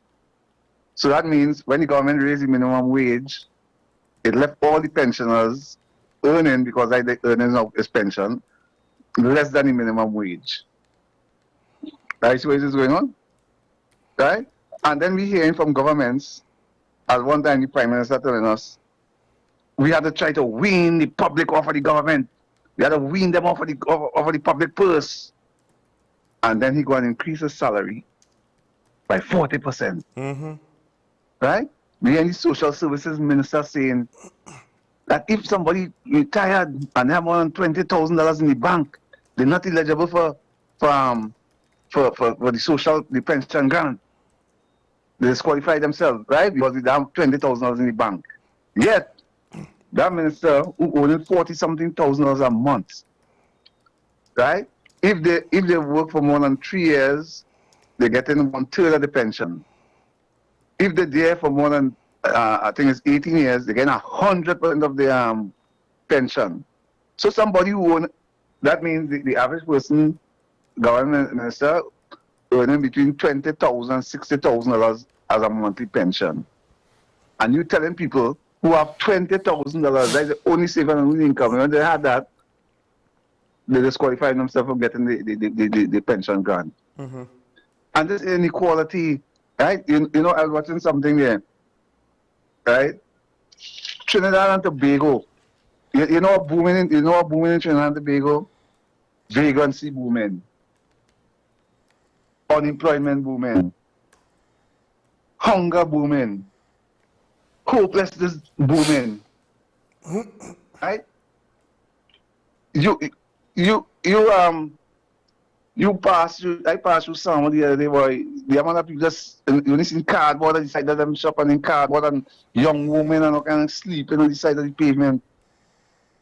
Like people we abandoned, you know. And you know what's the irony? I sure Trinidad and Tobago must have the most abandoned houses per capita in the world. I know since I growing up as a young child, I seen houses and abandoned. Since I go into school, primary school, 40, 50 years, you see derelict houses break down, and it means they're passing a law to say houses are made for people to live. I think Canada passed such a law, right? So we abandon a lot of abandoned people, a lot of abandoned houses. Yeah. And the government, and none of them on either side, not addressing the main issue, how do we shorten this inequality gap? Now look at something else. So that's 77% of the people. That's 77% of the people. You telling them, right, that they must work for a minimum wage. But the upper 5%, you ain't telling them that they have a maximum wage. You ain't set a maximum wage. And that's not far-fetched, you know. We could say the maximum. We not a figure, you know. We could say the maximum wage is that people on the upper section, the uppermost thing, cannot work for, let's say, more than 10 times the salary of the lowest paid person. So that means if the Prime Minister working for $87,000, the lowest income person will work for $8,000. But look at the difference from $87,000 to $3,000, or some people get in. Caller, like almost 30-something times. Caller, I'm going to have to ask to end it here, just because, you know, you've gotten a lot of time. I do want to give some chance for other people to call in. Yeah. All right? Yeah. But thank you for that. You got the wheels spinning. When he said that crime was, the biggest crime was on the rise, ironically, this is a bit of a joke, but in a way it's not. The first thing that came to mind is he's right. Attempts against the Prime Minister's life, we have never heard of so many attempts. Threats against the government is on the rise. In the middle of a state of emergency, how is the state of emergency being successful? Someone please tell me. How is the state of emergency successful when we're seeing more, apparently, actionable threats? Serious threats to the point where action needs to be taken out against them. We're seeing more threats against the government. But crime is down, guys. Crime is down. In this time of peace, it's just a coincidence that according to the same government, there are serious threats against the state that has to be taken seriously. During a state of emergency, how successful is that?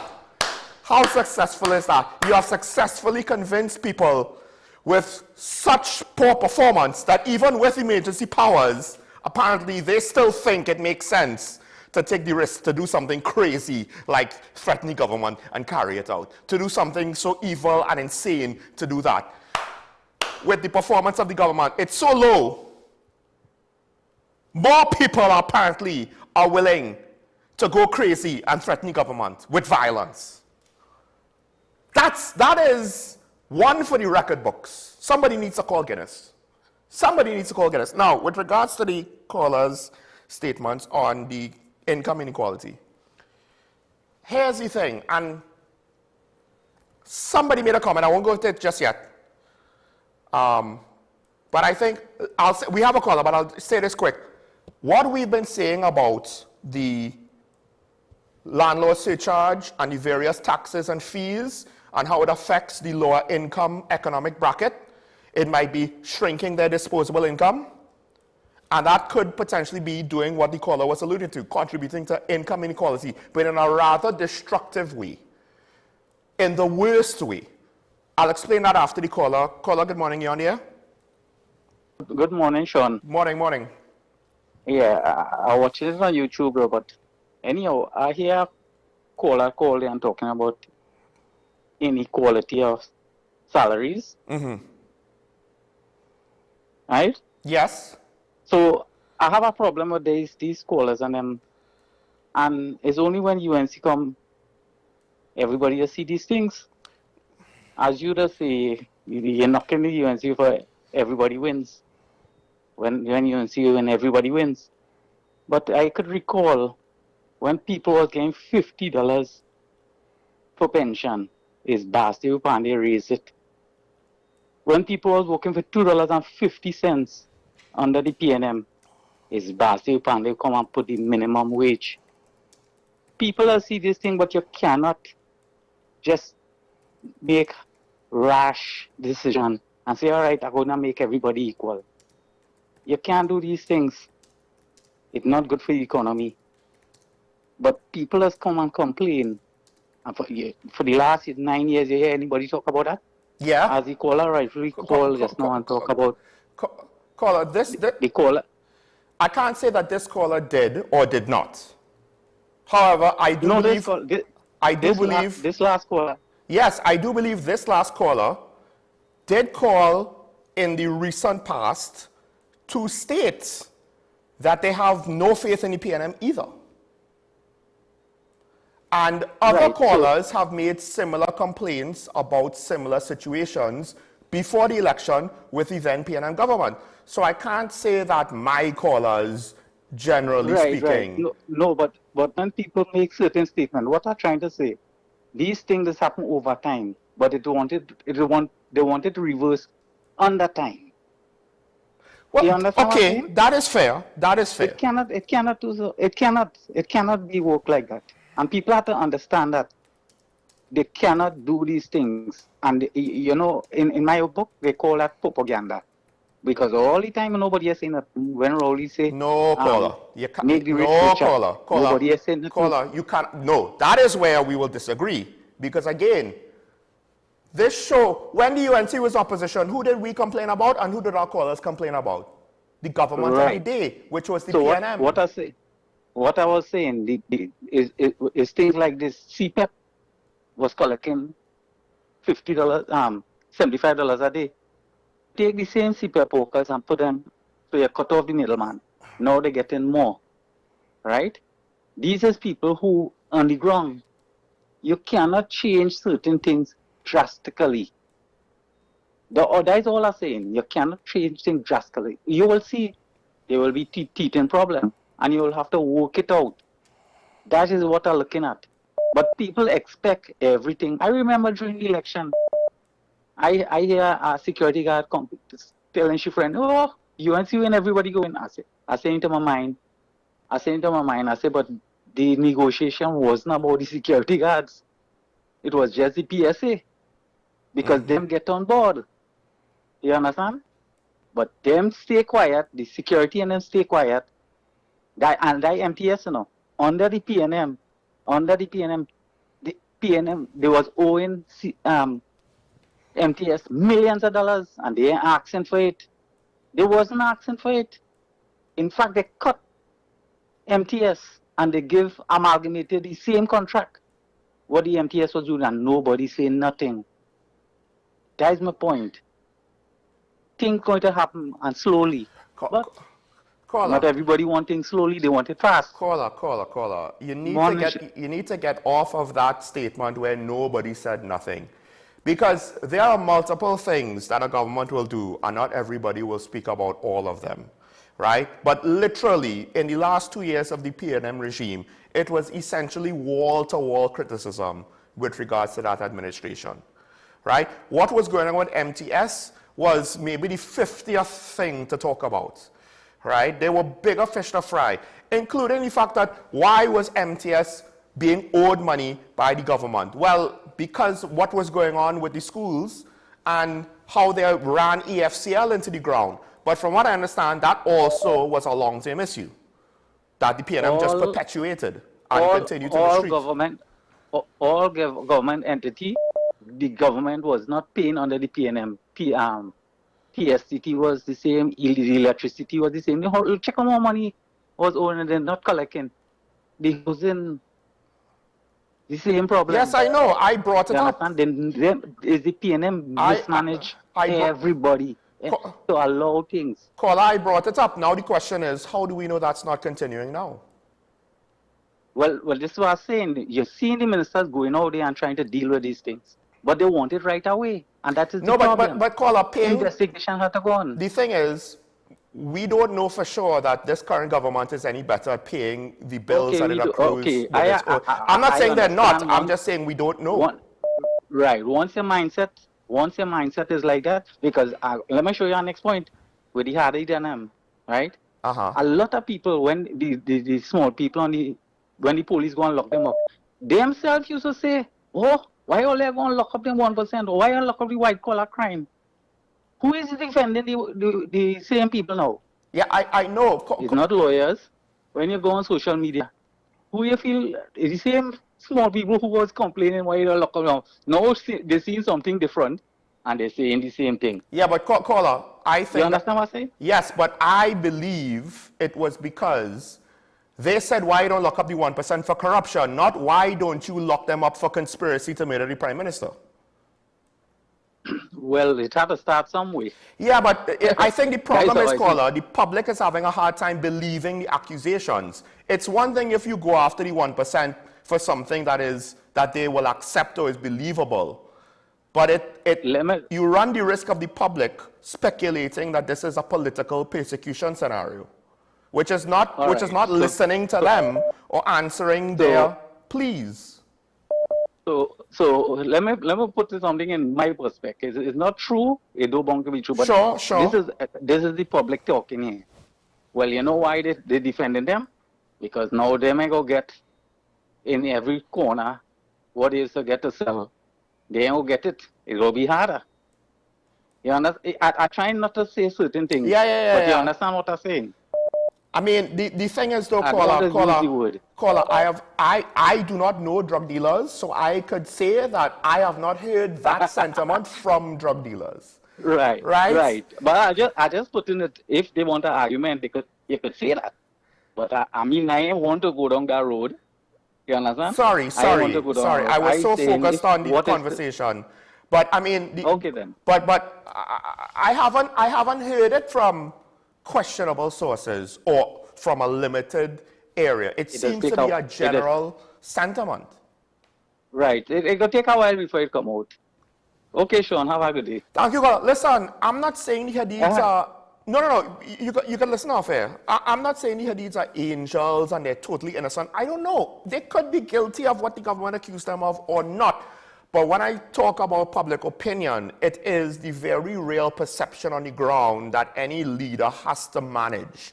And if you fail to manage it, it doesn't matter how unfair the situation is.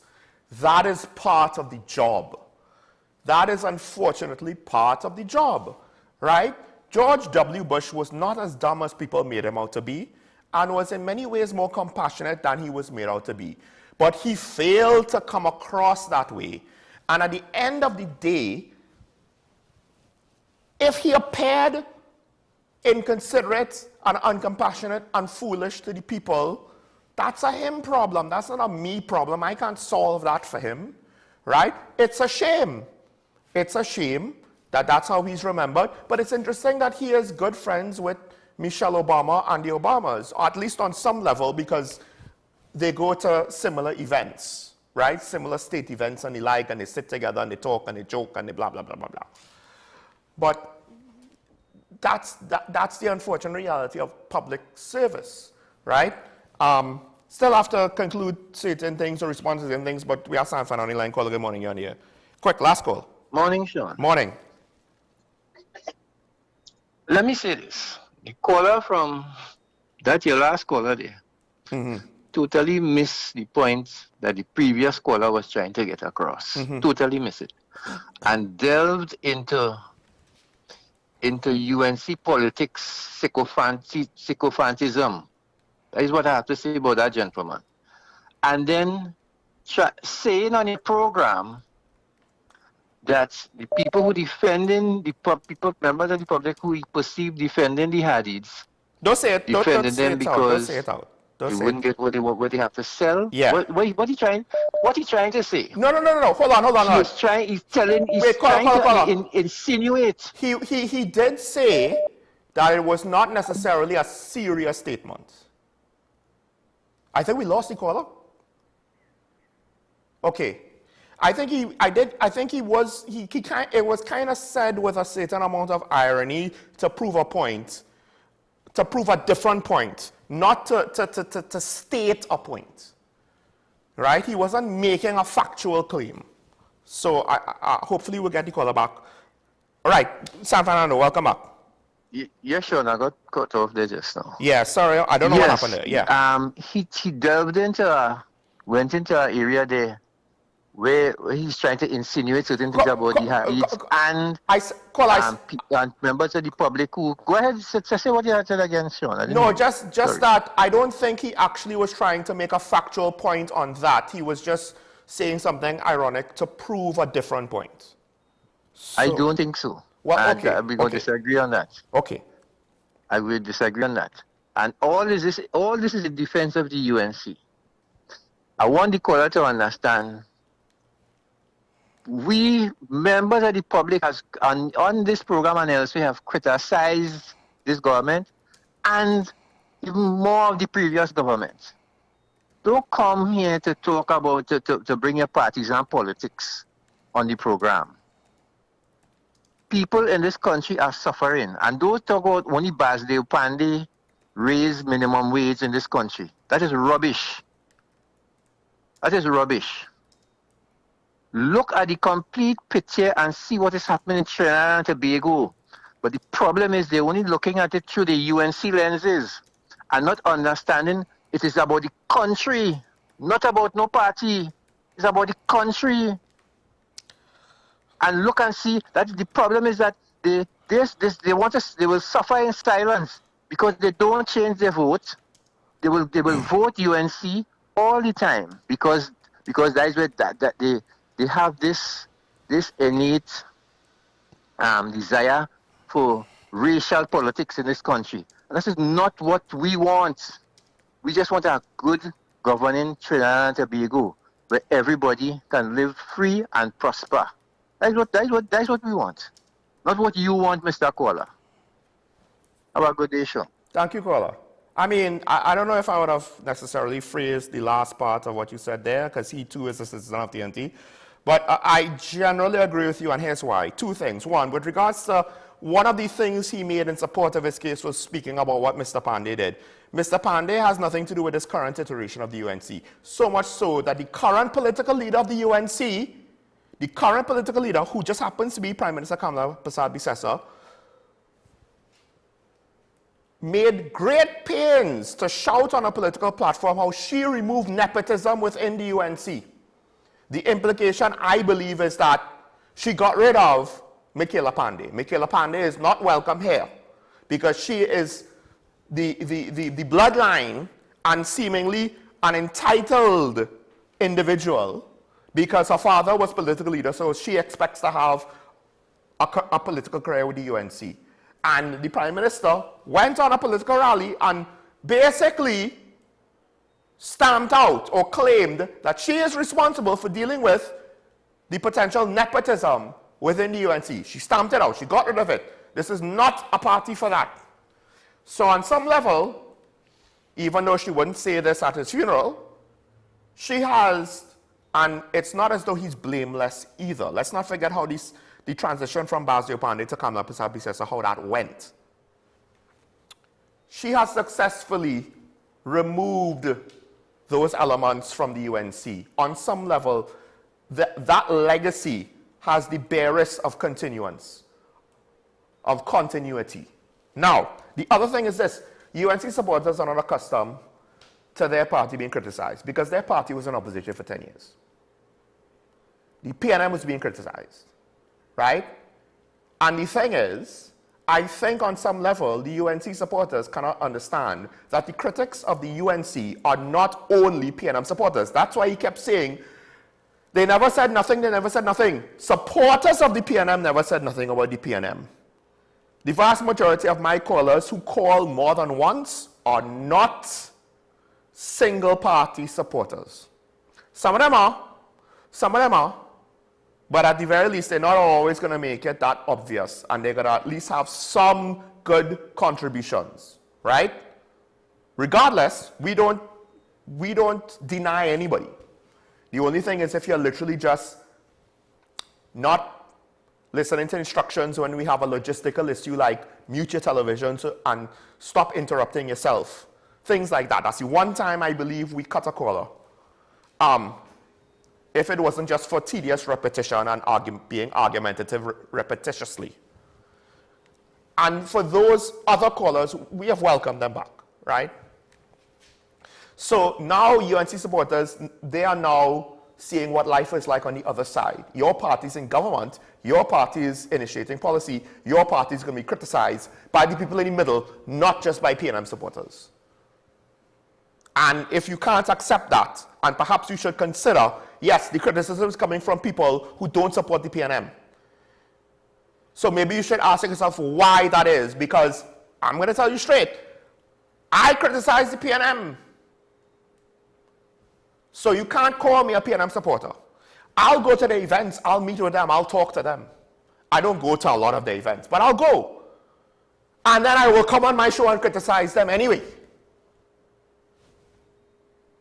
Because a spade is a spade, right is right, wrong is wrong, transparency is transparency, and a lack thereof is a lack thereof, and the consequences are what they are.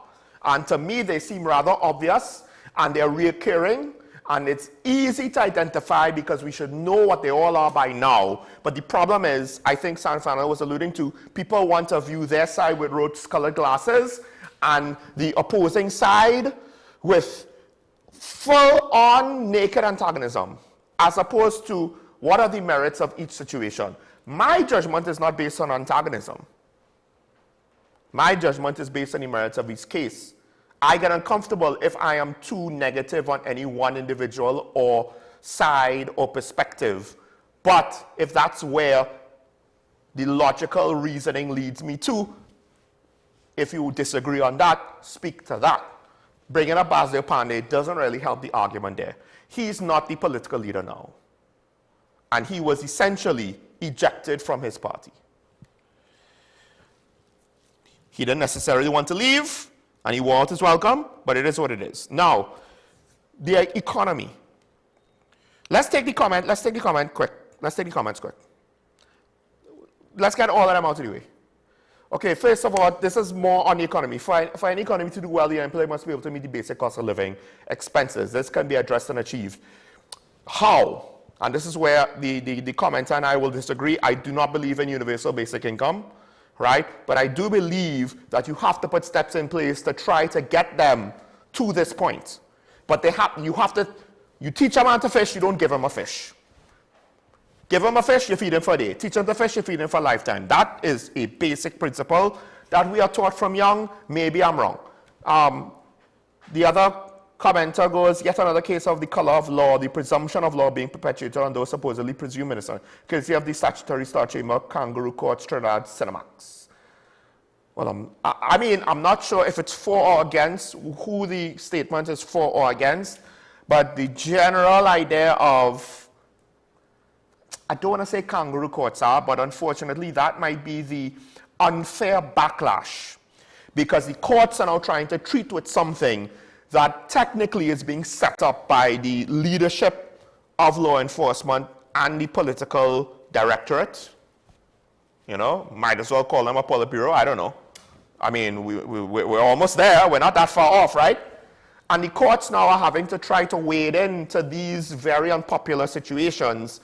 They're going to get flack just by proximity, regardless of the merits of their actual decisions or not. That's one of the things that I took away from speaking to Mr. Ali, Farid Ali yesterday. Let's take the next comment quick, because this ties in. That man don't really understand nothing. This comment, we believe, you see, this is where, again, please be specific with what you're saying. We believe this comment was with regards to the caller that was 3 callers ago from Shogunas, who was speaking about income inequality. And I can understand where you might disagree with some of the details, but I actually agree with the basic premise of what the caller was saying. And it doesn't help when you don't actually address what it is you disagree with. That, unfortunately, cannot be the basis or the foundation of constructive discussions on complex issues by oversimplifying it with a, 6-word sentence. I can't do anything with this. I can't say if you're wrong, if you're right. I can't say if I agree or disagree. I cannot use comments like this. Even if you don't have to speak on everything that he said. You disagree with him on one thing, mention that. We could at least have that discussion. That has merit. That allows an expansion of the discussion, a furtherance. That allows more constructive participation. Now, let me get to what the caller basically said, or where I agree. And we're over time, so I'll be very brief. Income inequality is not a good thing. But it could happen in 2 basic ways that come to mind. And those 2 ways are very different. One way is the rich could be getting richer faster than the poor are getting richer. And that will be a widening of the gap of income inequality. But it's not like this. It's like this. Yeah, the poor is getting richer. But the rich are getting richer even faster. So the divide is getting wider. But the poor are still better off. The poor are still better off. So that is not necessarily time where you want to rock the boat. The issue is, and I alluded to it before we got the last couple of calls, some of the policies that the government has put in place with this last budget can potentially be directly attributed to a reduction in disposable income by the poor, which can be a direct and significant factor in an income inequality situation where the gap is widening because the poor are getting poorer. And at that point, the real issue is not the rich getting richer or the gap widening. The real issue is the poor are getting poorer at a time where one's disposable income was barely sufficient, and in some cases, not sufficient at all before, to meet with the cost of living and the price of food. You were either under what was needed or barely getting by. That was more or less what it meant to be poor in Trinidad and Tobago. One could debate the details and the minutiae of very poor, extremely poor, whatever, right? But you were not middle income, I would argue, if you had issues with groceries. And a lot of people had issues with groceries, had to make business decisions with what they were feeding their family. Like not having meat. I know someone that had to make that decision during those lean times, right? So, when the poor are getting poorer, thankfully there's no inflation, but the cost of living was already bad. That's a bad indicator because we mentioned this before. The economy is potentially slowing down because the lower end of the economy is where you're going to see a lot of the liquidity churn. A lot of goods, basic goods, retail goods, and retail outlets utilize a lot of that business because it's not a price mart, it's not a big box store, it's not some fancy retailer. It's a lot of the corner parlors and so forth, which will buy from the local manufacturers and the like, etc., etc. And you will get the money circulating throughout the population via the lower end, right? Quickly, it's going to pass from hand to hand to hand to hand to hand to hand. I pay for your stuff, you pay for from buying stuff from this person, then that person pays that person, and that, and so on and so on and so on. And when we lose out on that, at a time when the economy has less than 1% growth, we're setting ourselves up potentially for further disaster. Harming our growth potential, harming our GDP growth, harming our job creation, and it's a vicious cycle because then less jobs mean more on the poverty line. More on the poverty line means less money could be circulated because they are not earning. Less money being circulated means that levels of production might have to reduce. Levels of production being reduced means GDP's growth will shrink. And companies will be less profitable. Companies being less profitable means they might not be able to afford their employees. They can't afford their employees. They have to let some go. That means they have less people earning money. Less people earning money means there's less purchasing power to buy goods, and the cycle continues because with less goods being bought, then you have to lay off more employees, and so on and so on and so on and so on. The government's fiscal policy potentially has accelerated, not arrested that situation. The thing with CPEP workers, as far as I'm aware, they did not re-employ them. I mean, I found it insane. They didn't know who these people were. Now, granted, whoever set up CPEP like this, well, again, a political, social reason, not a practical, economic reason. You get what you get. Bad performance. Who set it up that way? Was it the last PNM, the partnership before, or the PNM before them? I have no idea. Doesn't matter. Point is, I am seeing the financial situation in the country getting worse. The caller had a relevant point to make. Income inequality is relevant with regards to our economic growth. You could say that he doesn't know what he's talking about. I saw it. I appreciate it. It is what it is. You want to disagree with that? You could speak to that directly. But when you say that you disagree with something and offer no reason, we cannot have a discussion. That is not what this show is about. This show is talking point, not bullet point. And even then, we didn't get bullet points with regards to your reasoning. And you're not the first person to do it. But this is important for me to speak about it because I need people to understand so that they could better participate in the future. Not just for you yourself to get the message, but for the wider public who listens. Because it's not just for this show, but it's for any show that you call in, any letter to the editor, any question you pose to a politician in any forum or media or venue, any interaction, any engagement with our political system and our democracy.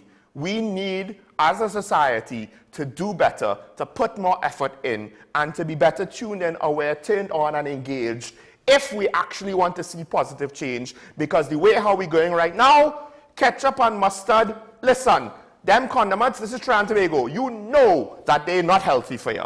With that said, remember your allegiance to the Republic. Stay safe. Don't forget it's nice to be nice. Remember your allegiance to each other as well. We will see you tomorrow. Thanks to the callers and the commenters. Bye-bye.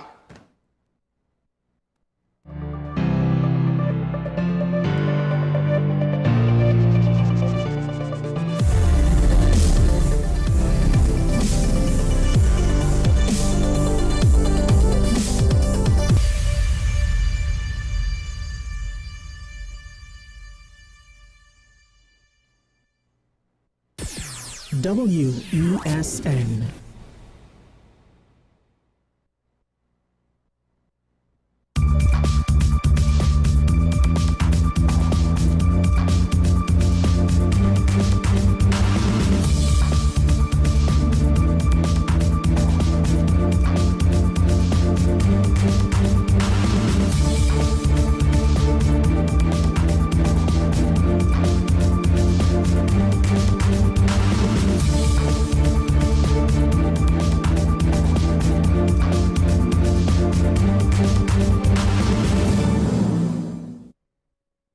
reminder from WESN. Hey, and welcome to another episode of Strictly Legal on WESN Content Capital. I am your host, Rondell Donowa, attorney at law, and of course you can stream us on www.wesncc.com and on all social media platforms. I am happy once again to bring the law and you. So today we have a very interesting topic dealing with employer